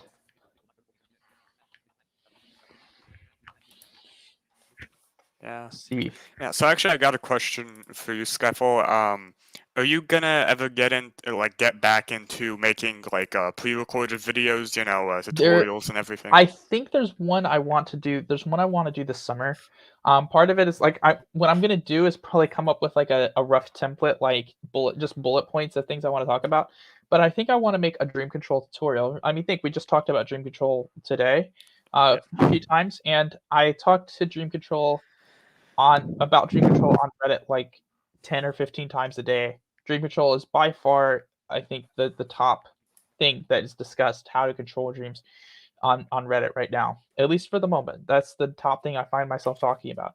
That's where I made a new copy paste for it. But I do think a dream control video is right up my alley, and it's something I do. The reason I haven't made too many videos about other techniques is because I don't do those techniques too much. Like I don't do SSLD, I don't do wild myself. And so I haven't made videos like on those because I don't have the same level of experience like of doing them to the same level that other people have. And so I haven't talked about them as much. Yeah, I remember. I remember when I started my channel. I think it was my fourth video that I uploaded. It was a dream control video, and it started out okay. Like I explained schemas in a way that I still think is pretty accurate. But later on in the video, it just went downhill as all hell, and I just considered it horrible, and I deleted it. But I couldn't refer to a specific dream control video, which is why I put it on the course. But the course is kind of inconvenient to link because it's like long and people are like, oh, do I have to watch it for 50 minutes? No, you just have to watch one section. And how much are you charging for that? I Uh, nothing. Oh, It's nothing. Oh, that's right. Oh, you had of course because there's so many paid courses out there. I I know so many. The only thing, like in terms of like money and lucid dreaming, like I have a specific thought process about this. My mindset is that information on lucid dreaming, like what's actually publicly available, information, and even well organized information, should be freely available to as many people as possible. What I would personally charge for, this is my own personal ethics. What I would personally like pay like have maybe set up something exclusive for or some form of thing for is specific one-on-one tutoring, because what you're paying for isn't the information. You're paying for like maybe the quality of the information, but not really. You're paying for the labor and the personal exclusivity. You're paying for, okay, if I'm going to spend this time with you, I'm spending this time with you and I'm not doing anything else with that time. You're paying for the time, you're paying for the labor. um that's obviously why I don't charge for posting on Reddit. That's stupid. I will help anyone who I find on Reddit. I'm also not exclusive either when I'm helping Reddit or Discord people. I am dividing my time between a whole bunch of different people. Anyone I come across, I'll help them. Go on to the next person. Go on to the next person. But what I might consider charging for in the future is if you want like just an hour of my time to exclusively, no one else, nothing else, just you and me talking about lucid dreaming or going through like dream control or anything of that nature, working on techniques or working on that or maybe even follow up stuff like that. Personalized service is the thing that I think I'd pay for, because that's going above and beyond, and that is specifically dealing with a person's time and exclusivity rights versus actual information, which I think should be freely available to everybody. Yeah. Yeah, and I kind of stopped like one-on-one stuff. Like I used to teach a lot in DMs, but nowadays I just don't have the, energy. Mhm. But something I do regret is actually making the game free, because I was considering making it paid for a while. I couldn't decide whether I wanted it to be free or paid for. I ended up doing it for free just to be safe. But now it's I think last time I checked, I had like 12K downloads on Steam, and I actually could have used that financially. If But if each download was $1, that would be $12,000, and you could pay for both of us to go to the Netherlands. So I'm just kidding. yeah, yeah. I mean, then again, you do have to consider like cuts and everything, and that's Yeah. kind of messy. But Hmm. Also, at least you didn't go like the microtransaction route. oh god, no. Every little thing is gonna be upcharged. Yeah, no, Yeah. I couldn't imagine that in RPG being pay to win. Pay to win. Yeah. No. What you should do is make like a real life simulator where you literally pay to win, because that's how life works. You could have like a oh, you get arrested, pay the you can and then you can pay off the judge with real money, and then you get set free. I mean, aren't those what crypto scams are now? Yeah. Like, like honestly, I think there's a way that you could do microtransactions in a game like that where it'd actually be funny and would actually be a parody of like like what people consider like real life kind of issues. I think it could be done. Like I do think something like that could be done in a way where you don't have to pay to win, but if you do pay to win, you do better at it. But do so in a way that's really really funny because like it's supposed to reflect like actual things. So like you get arrested, you go to jail. Oh, you paid someone off, and now you're free. like something like that. Or you pay to put your name on a building or something like that, something tongue in cheek like that. Yeah, it was actually kind of interesting. I was talking with another content creator a while ago. He was actually unrelated to lucid dreaming. Mm. Um, but I was talking to him about game designing, like a game where you're in a lucid dream, and making it like realistic to the lucid dreaming experience. Um, and it's hard to pull off because it's sandbox, and like it would be sandbox if you try to do something like that, but you'd have to you know include everything, like anything you could imagine, you'd have to include it. um but then again, you could make an excuse like some BS schema issue. Nice. I have Joe. Hold on. Joseph L is on my stream, and Sealed Orion is over here as well, Oh, cool. and they all know each other. Cool. James Johnson said, Voidway, congratulations on the success of the game. Yeah, I'm really Steam was an amazing idea. Like, I had no clue that Steam would raise it up this much. It's insane. That is awesome. So yeah, this is a lot of fun. Let's see. Let me just see. I'm very curious where we are. Hold on. Let me go up here. It says excellent connection. Always like that. By the way, I want to go. We have been streaming for 1 hour, 31 minutes, and 30 seconds. Damn, wow. See, this is how time flies when you're having fun. Yeah. This is one of the things I love doing. I love just getting carried away. Like if you have a good conversation, you can just get carried away, and it's a lot of fun. Yeah. This is the most fun thing I have done since I went to the amusement park last week, and then my legs didn't want to work again for the next 2 days. Yeah. Oh god, that reminds me. After the conference ended, I had a day off, so we drove to a beach in Northern California, and I swear, like, my legs were on fire for the next, like, the entire airplane trip, really, like, the whole way through, up until St. Louis. My legs just didn't work. That's what happens after a long trip. Like when I went on the cruises last year and stuff, my legs are like that. I don't walk a lot, and I remember. So in 2019, I did a trip to DC, and I hadn't done much of anything, and I think maybe 2021 a little bit too. But it was either the 2019 trip or the 2021 trip. I hadn't done much walking at all for a long time, and I went to DC for a week. On like my third day, I had blisters on my feet, like these big giant blisters on my feet. So yeah, when I'm walking around like that, I am tired as heck. When I get home, I come on off that plane. But yeah, I'm thinking, going to Europe, it's going to be such an expense. It's going to be so much, working our butts off, getting the money we need. If we can make it happen, that you really just don't want to leave when the conference is over because you're in Europe and it's the first freaking time of your life going there. And there's so much there that's so easy to get to that you might as well do a little bit of touring before you fly home. Isn't that right? That's what I'm gonna do. I'm gonna get over to Italy from Amsterdam. I go over to Italy, go to Milano Centrale. That's the train station in Milano or Milan because they call it Milano over there, and spend some time over there. Then go down to Napoli and Roma, or Roma and Napoli actually in that order, and then fly over back to London and spend some days in London. And then there's a direct flight for London that goes right back to where I live. Isn't that right?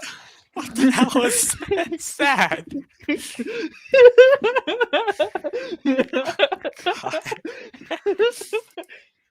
Also, James Johnson said to you, don't be discouraged. maybe not as many people would have downloaded if there was any cost. If your product delivers, they will remember you if you decide to charge for future creations and probably pay. That is actually true, yeah. And I was thinking about that when trying to like justify making it free. Hmm. But yeah, like I do like accents. What can I say? A lot of people don't like that I like accents, but it's fun. You know what? Um can you try to imitate Peter Make? I just want to see hear Can I this. try it? I try to imitate Peter Mage. I don't know if I can imitate Peter Mage. I don't know. The Australian accent, the New Zealand accent that he's got. I haven't heard his voice in a long time now. I haven't heard his voice in a long time. I'm not really sure if I can do the accent just right. I probably can't. I don't know. It's something about being down under. It's like combining your British accent and your Southern accent. So you got your really down south like this, and you got your posh Englishness like this, and you put them both together, and you're trying to get something that's more like this. You're way down here in the outback. We're out here, and we're looking for. We got this really big deer, and we're just trying to get through the bush. I don't know. The Australian accent is it's not the easiest to do, I think. Yeah. It's perfect. Yeah. But James Johnson was asking Seal the Riot if there are any questions for these studs.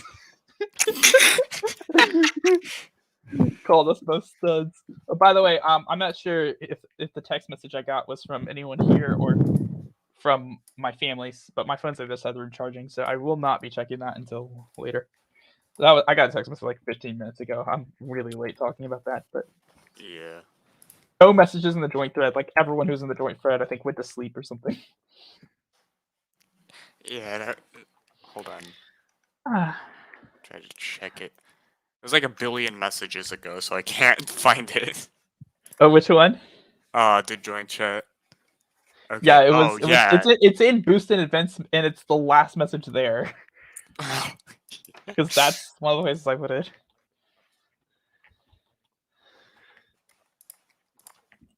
And I pinged the events role like you should. I pinged the YouTube and streams roles on Lucid, and I dropped everything in as it should be. Yeah. Seems like yeah, all of the chats are kind of dying, so I don't know Mhm. if it would. Yeah, the server's like really dead this time of night. Just for the next few hours, I'm expecting there to be Lucid and Dream Cafe are both really dead, and I don't know why. It's just overall less people coming on Discord. And here's the thing, okay? So I want to see what you think about this. Puzzle me this, okay? And I'm talking about Reddit too, but Reddit before the protest started because the protest isn't really relevant to this general trend. When I first got on Reddit in December of last year, January this year, and I would be sending a lot of comments, posting on every post. It would take forever to get through all the posts. It would be a lot of posts, and then I log in with like 27 new notifications. Now I can go 3 or 4 hours on Reddit without there being a new post, or maybe there being one or two. And it's not just Reddit. On Discord, I remember when Gene Cafe used to be really busy, and Omnilucid has always been like much slower. But when I checked Omnilucid last night, it's like, oh, 5, 6 messages in an hour in the Dream Chat, and Lucid Dreaming is very similar on Dream Cafe.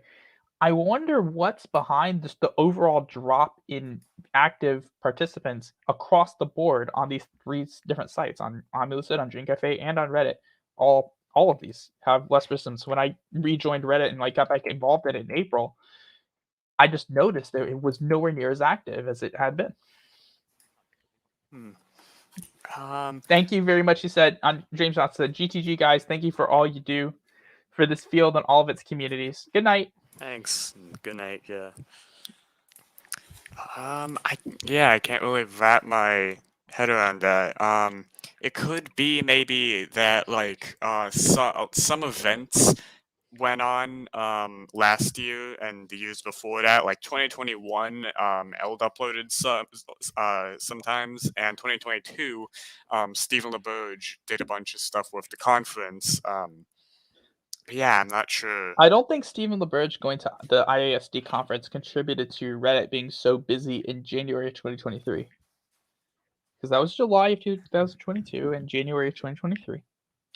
Yeah, But not sure. somewhere between around March, and that was pretty solid. Somewhere around March is when I like wasn't logging in all the time, and then I came back in like April, late April, early, and came back in early Mayish, and it was just nowhere near the level of activity that it had been. And Dream Cafe, we get a lot of people joining every day, but hardly any activity generating off of it. I think it's picked up a little bit, but like around these times at night, it used to be pretty active, and it's nowhere near as active anymore. And I'm just thinking because it's really funny because El just said he's going to upload again, and that was what 2 months ago now, almost at least Was a it month and a half. was it 2 months ago? Oh, Check. he did. Did he? He did that Did 50 you? second video, and then he Yeah. hasn't. Did you fill out that form he made? Yeah, I did actually, and I think I talked. I think I put mild in as the option because I really want a good mild video from him, a proper one. Yeah, I would be interested in him making a video on general incubation because, like, it would be cool for neuro lucid dreamers to understand kind of like how that whole process works and how techniques like mild, tie into it. hmm I always like people to understand the downstream effects of like very popular content because if the things that are very popular, have any issues, then the downstream effect of that is, on other platforms that people funnel to. So, a lot of times, people go to YouTube to search for things and just like this, it's a very skimmer surface level kind of place for a lot of people. You're trying to learn something like at the bare bones basic, and then people who actually want to discuss it, they go to a site to discuss it, and that's where you get your downstream effects, your YouTube or your Discord and your Reddit. Of course, coming from ELD, it's direct downstream effect on Dream Cafe because that's a server he created and links to, and it funnels people in. On Reddit, they can come from anywhere. They can come from former Dreamview site. They can come from YouTube channels, any YouTube channels. They can come from just curiosity. But what's been popularized on YouTube or TikTok or anything like that has downstream effects on other platforms, on a variety of them actually, and it influences the discourse, and it ultimately results in that whatever has been misrepresented or distorted in some way having to be corrected by people downstream of the source. And so if the source of the most popular interactions is accurate, that affects the downstream effect of that is that people are joining these other platforms to discuss and to get more advice, and they are doing so with a more solid foundation for the concept itself. That's why I think something like this is very important, because if you're joining something and your perspective is already skewed, then you have to relearn everything. But if you join something with a solid foundation, then you're expanding upon what you already learned and you make the job easier for everyone, yourself included. Yeah, it was interesting. It was kind of Elder encouraged me to go like, I guess upstream and try to raise my channel for like, accurate tutorials because I remember in 2021 I asked him if he would be making a debunking misinformation video. And he said he would, and I'm pretty sure you'd know how that went. A long, long time ago. Yeah, I let's put it this way. I was alive and breathing in October of 2021, and I was not living under a rock, so I'm very familiar. And we're not going to get into all like the drama and stuff, but I'm very familiar with everything that went down. Yeah. I mean, It was a he was yeah. pretty we talked a lot. I think It, it was like April of yeah, it wasn't March. him, but it was the other people that were causing like all the drama.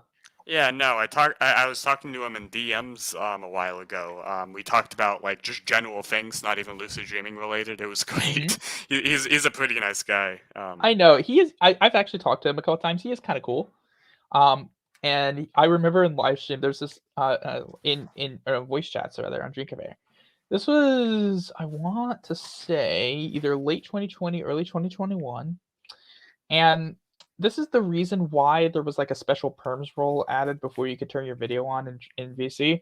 The reason for that is because someone decided to turn their video on in voice chat and let's just say show some parts of themselves that you probably shouldn't show on a server full of minors. Oh, Jesus. Not the worst thing you could imagine, but just like a little bit above the belt. But not exactly doing what they should be on video when there are young kids around. Let's just say that person was immediately banned. I remember this because Eld actually came into VC and then banned that person personally. Yeah. I remember that. So yeah, that's where that rule came from. I mean, every like restriction, like rules, they came from somewhere. I mean, this is just in life in general. Like all those weird warning labels, they came from somewhere. Someone did the thing, and that's why there's now a warning for the next person. Like my school was located on the James River in Virginia back when I was at school, away from home, and there were two rules that were in the student handbook.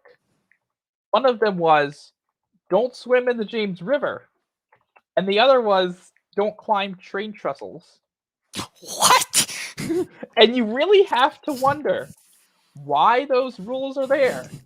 Because someone was swimming in the river and had something happen to him, and someone climbed the damn train trestle. Actually, not so funny because someone had climbed the train trestle and got hit by a train because it's a train trestle. How stupid do you have to be to climb a train trestle? Just, just saying, okay? It's common sense, which I understand isn't so common, but just come on, guys. So Yeah. so even rules that look really stupid, they come from somewhere. Either they come from someone doing something really really stupid and paying the price for it, or they come from someone filing a stupid lawsuit and then everyone else pays the price for it. I'm not gonna lie. When it comes to Dream Cafe, I kind of miss the very like old system that was like Dream Explorer, Dream Adventure, Dream was it like Journalist, and then Yeah, dream Guide. artist, all that, dream guy. I remember the old system. I also remember that it was like the Wild West, and there was no sheriff. Yeah, I yeah, that was. remember I remember when there was someone I was talking to. Oh, I remember when S.J. Veray was on. Do you remember him? I think so. That was October of 2020. Okay, actually very early November. And I had two Lucid Dreams at that point, and he had none. And I was like, well, if he gets Dream Guide, I'm gonna go ahead and apply. And like I was like, if I get another dream, like another Lucid Dream, I'll get apply. It was November 3rd, 2020, and we don't need to talk about what happened then. But the next day, November 4th, I got four Lucid Dreams. I was like, oh, and then I applied for Dream Guide. so so that happened. 2020, thanks. 2020. They were really short as hell and they were wilds, but whatever. They were still cool. Yeah, And then actually, yeah, it yeah. was just Honestly, I feel like 2020 was like an amazing year for lucid dreaming. A lot of good stuff happened. 2020 was a piece of crap year for just about everything in existence in the world of humanity. I would say it was great when I started learning lucid dreaming. The only parts of the year that I actually liked were late October, November, December, Yeah, yeah. because it was hell the entire rest of that year. It was the worst year for me. Yeah, because I remember I started attempting to lucid dream in 2019, but in 2019 I was doing mantra induced like I all know of the it. drill. I fell for that crap myself when I first started. Okay, everyone did, and that's the thing. I think it's important to know as a teacher because we share the experience that these people share. We all came from that same place, and so we understand what it's like coming from that place and thinking you know everything because you've heard this, like it's been presented really well, and you think you know what it is, and even though you haven't learned it correctly, you're a beginner and it's not your job to know everything because you're a beginner. It's your job to learn, and you've been told something that wasn't true and you believed it because you don't know what to think. You don't know the field. And all of us were there. All of us had to learn. And that's why I think it's so important to teach people what the correct things as quickly as possible because I remember what I was like as a beginner, and I remember having to learn, relearn and relearn certain things. And I remember what happened to me when I internalized, having really short lucid dreams and how I had to deal with it for 6 months. I remember that, and I don't want other people going through the same things I did, and I don't want people Yeah. going through some of the things I've heard other people go through, where they practice for years without learning things correctly, and that can really affect someone. And so I think it's really important to understand where people come from, and to be able to relate to that.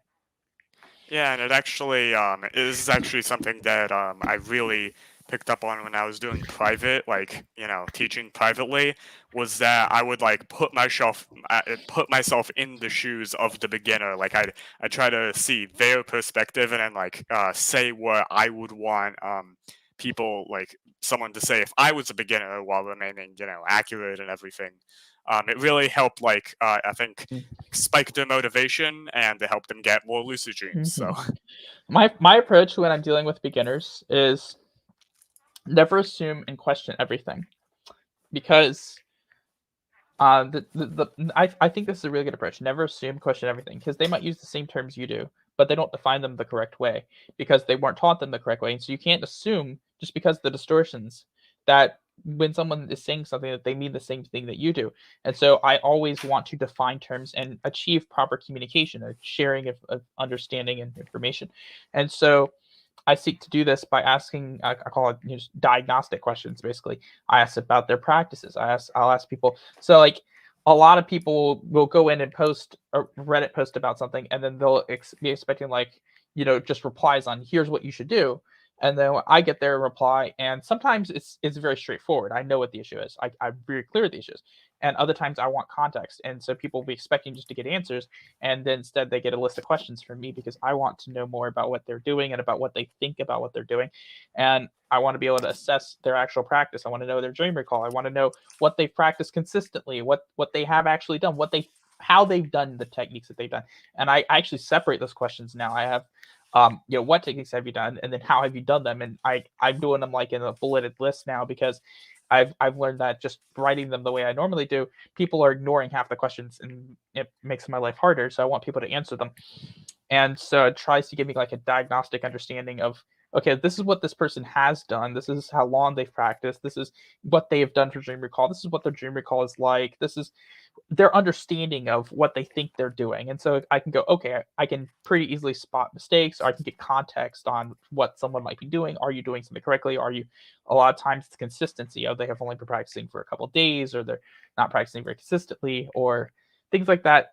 And then it's just learning to recognize patterns. Okay.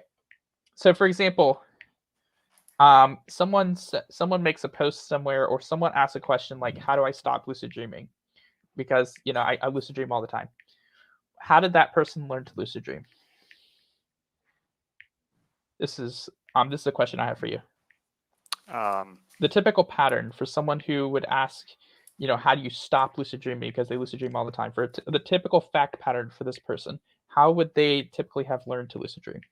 well, like I'd basically like ask if they'd be like if they did practice those techniques, or if they were natural at it. First, Correct. is That's actually a trick question because most of them are naturals. yeah. Mhm. And so there are certain fact patterns. Like I always ask to verify just in case, because they usually won't say it. I'll ask, like, did you learn to do that, or were you natural? Were you doing that without actually learning? Most of the time, because I see this a lot on Reddit. I saw this twice today on Reddit. People asking, like, well, how do you stop lucid dreaming? Lucid dreaming all the time, and they're like stressed out about it. And both of them were naturals. And that's the typical fact pattern. I mean, it's not always going to be the fact pattern, but that's the general fact pattern. And so, yeah, it's okay. Well, did you learn to do this, or are you a natural at it? And most of the time, the answer you'll get back is that they just naturally done it. It's just been like that. Sometimes it's just obvious in the post. They'll say that they just been doing like that they never practice anything for it. Yeah. Mhm. Yeah, it's a kind of strange side of the space. I remember seeing a lot of posts by Daniel Love. He was saying that he encountered like a large majority of people who just wanted to stop lucid dreaming because they were natural. Um, like yeah, large majority of those people, which was I interesting. wouldn't say it's a large majority of them, because I run into plenty of naturals on Reddit, and of course, just because the largest population of people who want to stop lucid dreaming are naturals doesn't mean that the largest population of naturals are people who want to stop lucid dreaming. Those aren't the same thing. Yeah, yeah, and like I've met a ton of naturals in real life and in other servers, not even related to lucid dreaming, and in generally like everywhere. If I bring up lucid dreaming, Mhm. there's probably a natural or two who. Mhm. I've run into plenty on Reddit, and they have tags on Reddit. Like they have tags like frequent lucid dreamer, which I have. They have some people have like custom their flares. Like one person has like lucid like every dream flare. Designer Jury has that flare. Some people have others. There's a flare natural lucid dreamer. And so on Reddit, there's actually a way to identify naturals because like a lot of them will take the natural lucid dreamer flare, and so you can actually tell if this person's a natural. Yeah. I think It's simple. back when I used to use Reddit, I gave myself the flare lucid dreaming demon. That's because so funny. That's actually really funny. yeah. You should have given yourself the flare of sleep paralysis, Steven, but that'd give off the wrong idea. Yeah. Oh my goodness. But yeah, I will say like, people will talk about like, oh, Reddit's so bad. Well, it's not. What Reddit is beginners looking for help and people giving advice. That is really what Reddit is for the most part. You have a couple of troll posts here and there. They get dealt with. The mods deal with a lot of crap, and they take they take out the trash. The mods take out the trash. They do a good job over there. I know a couple of them. Well, one main one anyway. But most of the people who are posting, because I always check by recent posts, not by like most popular. Most of the people who are posting on there are people who are just looking for help. And yeah, a lot of beginners don't have the best understanding. That's true. But look at the advice they're getting. Of course, there's people who don't give good advice. You're going to see that everywhere. You'll see that here too. Obviously on YouTube. You'll see that on Discord as well. But there are people who give great advice. There's a solid, really solid core of people who give really good advice on Reddit. I'm part of it. Lunar's part of it. That designer Jerry guy I mentioned is part of it. There's several other people who. There's some people that I taught and I've helped on there now who are giving others advice too. And so there's a solid core of people on Reddit giving people advice. So it's not like a terrible place to learn. It's Yeah, it's I it's think kind of like Dream Cafe in a way, except without the YouTube connection yeah, I think and more one long of form the content. one of the things was I think I told you this before. At the last day of the conference, I met this guy, Kyle. I think he was related to a lucid dreaming Reddit mod. Yeah. Um, The one I know, if you ever end up listening to this, I doubt he will because I don't think he just watches random YouTube channels, and I doubt he would listen to. Um, I don't he think he would listen an hour and 56 minutes and 20 seconds in, but you slash the Lucid Sage. He's the one that's on Tech for Dreaming. He's that moderator. Uh, really solid. Doesn't take crap, and it's just he doesn't help people like learn to lucid dream typically. He'll respond occasionally on a post here or there, but he has to spend all his time moderating. And so many the top thing that gets deleted is paranormal slash pseudoscience. That's rule two. So, all anything that's like woo kind of stuff, like the pseudoscientific stuff, that stuff gets deleted. That's against the subs rules. And actually apparently that's a temporary ban for that, like discussing that kind of thing. Also, dream interpretation requests aren't allowed. That's rule three. That's part of rule three. Dream stories that aren't related to lucid dreaming and dream interpretation requests aren't allowed as well. So, there's certain things that aren't discussed on there. The speculative kind of stuff. We don't do that on there. yeah, yeah. I mean that's good because like Mhm. a lot of the spiritual stuff that people bring up, I find it kind of obnoxious. There is a separate sub for that. It's called r slash lucid dreaming spec. It's a separate sub for that for Yeah, speculative. Hmm. yeah. So yeah. I think I might go soon. Maybe like 10 minutes. Yeah, it's at the 2 hour mark, so that's totally fair. This has been an excellent stream, by the way. It's been a Yeah, lot of fun. yeah. Um, It doesn't feel like it's lasted 2 hours at all. it really doesn't. Honestly, it doesn't feel like that in the slightest, and that's what's so nice about doing. I think what really makes this time kind of go by is when you're streaming with another person, you have someone to bounce things off of. It's not an echo chamber, and it's not just you talking to yourself for an hour and a half, and it's not a full-on Q&A here. I mean, if this were a Q&A stream, Philip, I would have finished the stream an hour plus ago because Yeah. we stopped getting the influx of actual chatters. The last person to chat was the James Johnson guy. He stopped chatting like 30 minutes ago, at least 20 minutes ago. So I would have ended the stream then. I might have ended it even earlier because of a lack of a lack of engagement. but it's because there's more than one of us here that we can discuss ideas that we can actually keep talking. Yeah. Yeah, And I think it, that's it a would good thing be too. sick to do this again, especially because Amina Absolutely. from Dreamworld podcast. Yeah, if we could get all three of us on here, just bouncing ideas off each other, and just I'd like to interview her, and then maybe both of us can. So here's what we can do: we can think about things we want to ask her. You can think about things to ask her. I might ask her things that are, of course, I'll probably ask her like history, lucid dream related kind of things. You can ask her anything game related. Obviously, is your subject. That's all you. Yeah. And then other things dream related as well. We can just chat. I mean, obviously, y'all two can talk about the conference more than I can. So anything conference related, y'all two can talk about as well. And planning for the next one, obviously, we can all talk about. And just what I like to do when I do like interview kind of things is the like kind of a first stream with someone is to kind of get to know them a bit. I did that with you a little, but I already know you. So, and also you have your own channel, so I don't really need to interview you for my whole audience. They can go watch your channel. And I want my audience to watch your channel. In fact, it's in my video description to go ahead and subscribe to both of us and like both of the channels, both of the streams. I want people to watch your channel as well. But when there's someone new on, I like to interview them, and kind of like how I did when I was asking about the conference, I'll come up with questions, highlight different areas that I'm interested in, get them to tell their story. But it helps if I know a little bit about the person. Like when I interviewed Sensei, I already knew a lot of this about him. I knew a decent amount, and then there's other bits he shared that I hadn't learned yet. But I had a really solid foundation to ask questions on, and that kind of thing helps. Yeah, I was talking earlier before the stream. Mm-hmm. What would be cool if we had like a five-way stream between you, me, Sensei, someone like maybe Egypt, and Eld. If Egypt's actually didn't stop broadcasting 2 years ago, that would be awesome. Eld, it'd be cool if we can get him on, but we'd have to tread more carefully. I would like to get him to actually.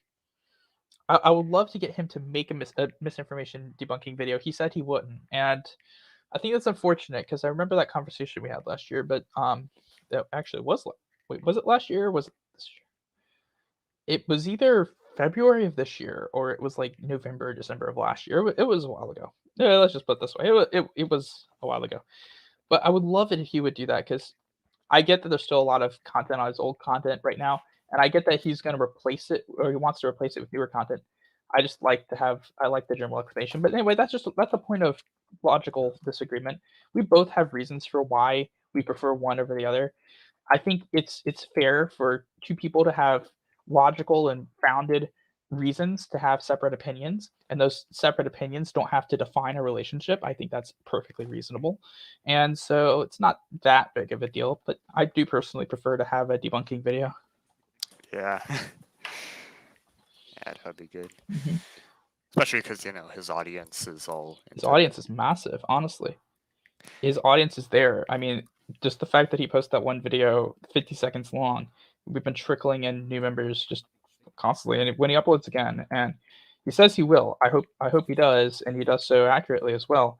Very much looking forward to reviewing that script when he finally gets one Yeah. together. Very Oh much yeah, looking I forward am. to I reviewing am that. like hungry for that script. I want to read that. I won't read it on my channel for obvious reasons, but I would, because I'm not an asshole.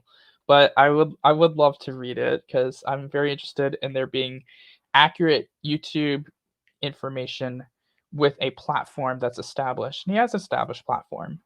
The information just needs to be there, and it needs to be accurate. In it needs to be detailed enough that people can actually learn from it and guide people in the right direction. I think is important. Accurate, guides people in the right direction, informed enough to be able to actually use it. And of course, he has the whole flair that he does with the animations and the entertainment and the algorithm, which he's very good at. So you got to combine the two together, obviously, to have an impact. You just need to make sure you don't compromise on the actual information itself. That's the important thing. Yeah, I think it was because I kind of experimented with my second to last vid, the newest mild, because like I tried to like do as much entertainment as possible. I had a lot of complaints from Dream Cafe that like my vids were entertaining enough anymore. So I tried like balancing that Mm. and accurate info.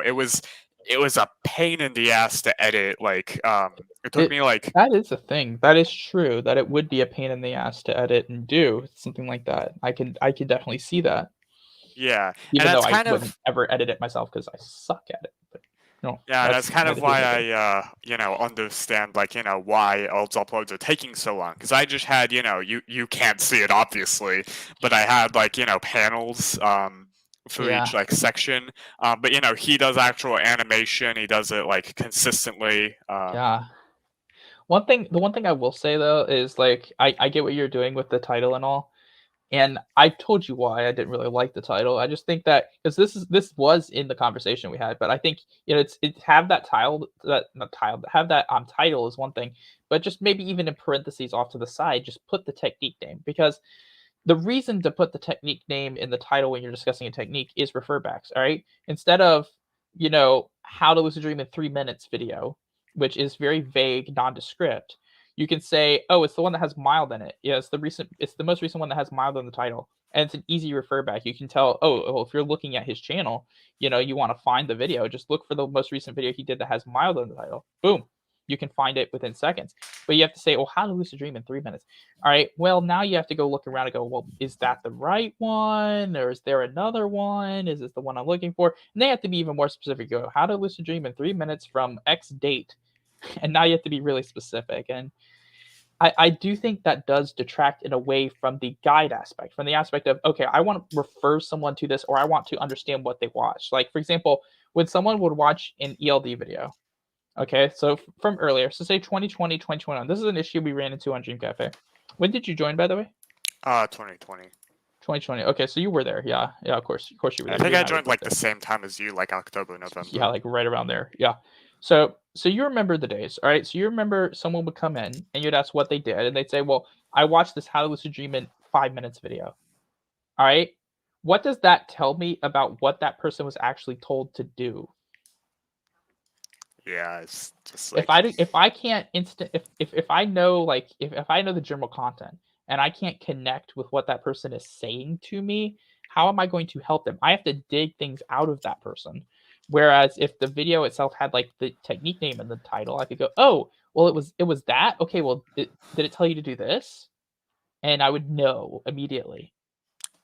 I mean, there is an argument to be made for that, and I don't think you have to compromise. And this is where I would love for someone to experiment with the algorithm, okay? Because my thought process, I don't know how the algorithm works fully. All right, I'm not an algorithm expert. I'll just go ahead and say that. I mean, it's pretty obvious. I would never be an algorithm expert because catchy thumbnails and never gonna fly with me. But I think you don't have to compromise between having a catchy title and having a technique name. I don't see why you would have to compromise with that. I think there's a way you could possibly do it that gets both. Now, I'd like to see someone test that. I think there's a way to do it. I would love to see if someone can prove me right or prove me wrong. I can't personally. yeah, yeah, it's strange. I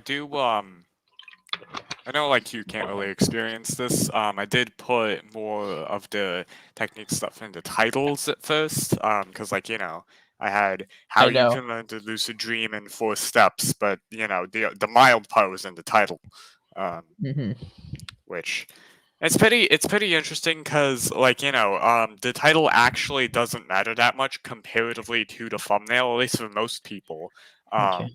The thumbnail is like for most people the thumbnail is they see it and then they want to click, especially you might have heard with like the pointy arrows, which I've actually been doing recently. um I that should take a look at that. Yeah. that attracts new people for some reason. And like I guess just clickbait as long as the clickbait isn't excessive, because like some Mhm. channels I look at them and I just get dizzy from the like Yeah. over the top thumbnails. Yeah. How to lucid dream in 8.377779 seconds with the knock yourself out with a hammer technique. Oh Yeah, my see god. see what you do with that one is you connect a sledgehammer to your bed with like a string, and then when you rotate in your sleep that string breaks off. Yeah. Or how about this one? Wake back to bed with the 120 volts technique. Connect a wire to connect a wire to a timer and plug it into an outlet. And when the timer goes off, oh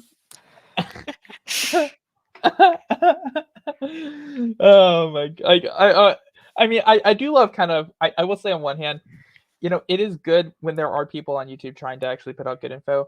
I don't want to take a crap all over everyone just because I know ELD is trying to put some stuff out, and he does have a lot to overcome in terms of the whole like the reputation side. Because if we are being fair in terms of content, he's driven a lot of content to Lucid Dreaming, but his what he says, like what he has said in the past. So let's use past tense here. Let's be honest and fair and use past tense. But what has been said in the past has been demonstrably has accuracy issues and other types of issues that results in sort of the kind of outlandish, things we were just kind of thinking about. Because that sort of kind of approach is like it's the mindset of the watchers more than it is really the mindset of the creator, in the sense that you're looking for the quick fix. You're looking for the thing that'll give you results without having to do any work. And that's the sort of Gen Z problem we were talking about earlier, the whole instant gratification thing. That's the kind of thing you mock with that, is like the whole instant gratification. Oh, you do this and this, you'll believe anything. Like that kind of thing. And I think part of that's funny, but part of that's also sad, because it's really a reflection of our society. I mean, if that's what our future's generation is like, that is kind of sad. And so I do think it, because you really, at the end of the day, you're wanting to educate people and help people learn. And it is really a shame when people are unwilling to learn just because they have this drilled into their head that they have they should be able to get everything in immediately, like. Yeah, yeah, Mhm. that's a problem. Yeah. Honestly, it is. It is. We talked about this like 2 hours ago, but it is funny how prospective memory exercises and all the Mhm. mnemonic stuff, they actually contribute to like helping you heal from attention span problems in Mhm. real life from TikTok and stuff. Yeah. Yeah, by the way, we have officially been talking for long enough to hopefully get through customs at Dulles.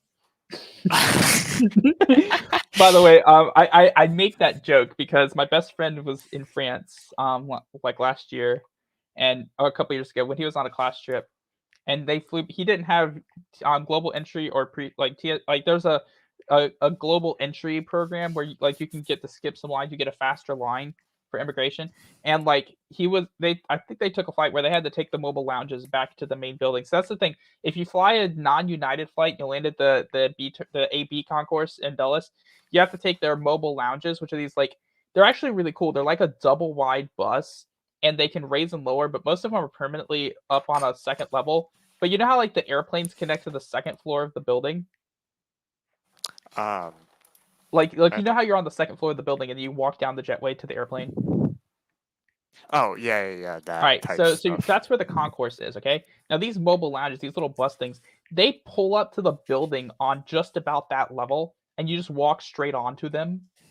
Like instead of walking downstairs and getting on a bus like you might have to do at some airports, you just walk straight onto these things, and they're double wide, as like they're twice the width of a bus, and they're just as long, and so they can hold quite a few people in them. And they're actually a really cool kind of innovation because when you think of a bus, you don't think of something that sits like 2 floors off the ground.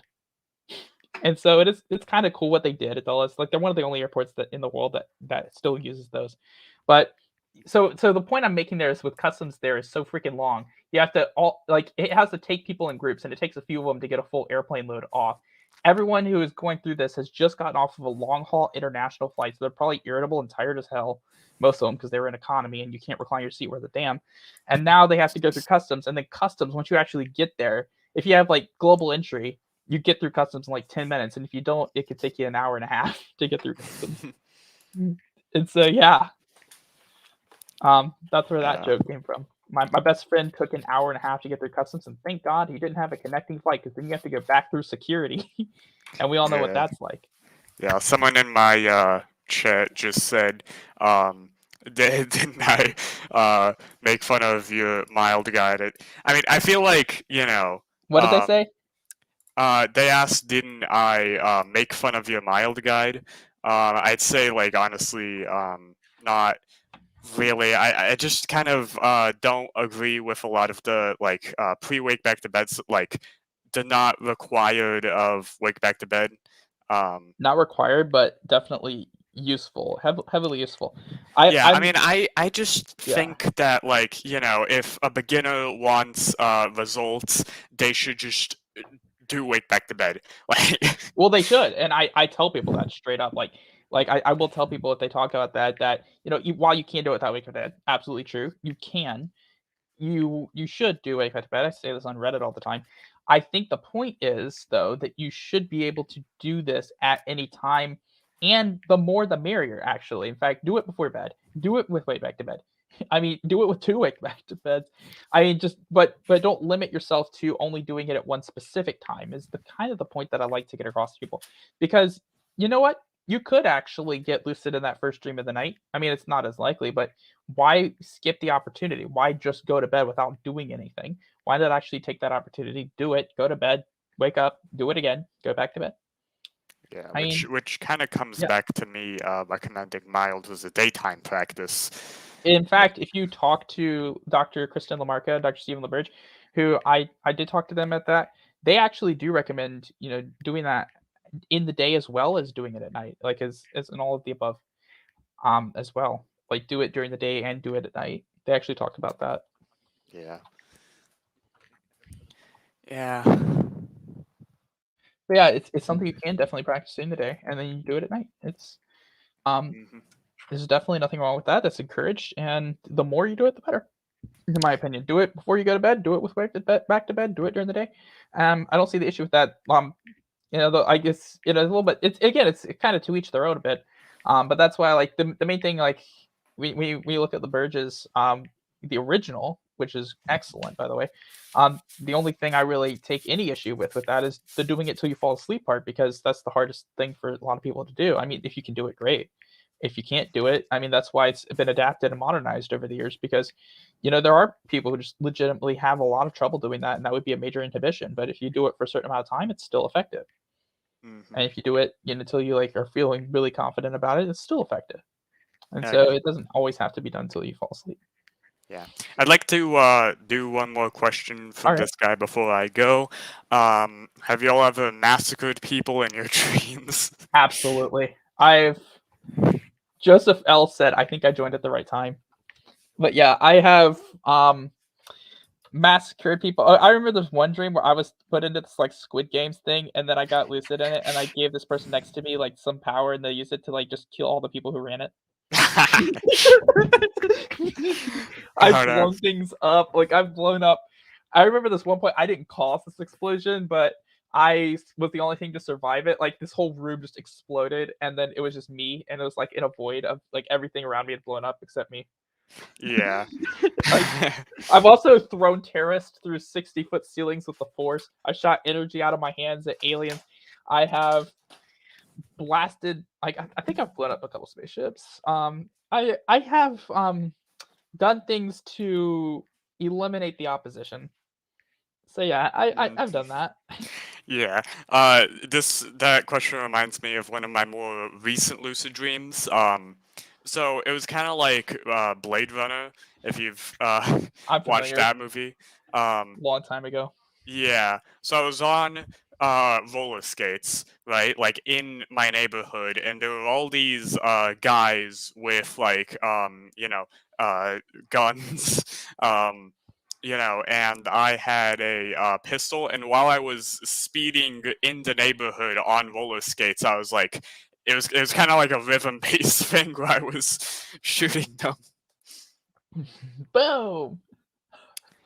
Yeah, that was fun. Um, One of the times yeah. I died in a dream, it was an SCP dream, and I actually called down an orbital laser strike on myself, like on my position to take out some monster. Yeah. Yeah. But I think, that's it. Joseph I L might said, "I'm Sheriff." Oh, so that's Sheriff. Okay, sorry. uh I think I might go now. All right. Just 'cause Well, let's it's go ahead time. and conclude. This has been Skyfall Blind Dreamer and Voidway Explorer. Thank you so much. Remember, if you are made it to the end of this, you're a real trooper, and I would give you something, but I'm broke, so I apologize. Um, Yeah. Thank you very much. If you could like and subscribe to both of the streams and subscribe to both of our channels. Thank you so much for watching. And if you like this, you might see something like this in the future. All right. Thank Yep. you so much. Yeah. And you can See ya. end it on your end. I'm gonna end it on mine. Mhm. Just gonna end stream. Yeah. There we go. Yeah. And And I think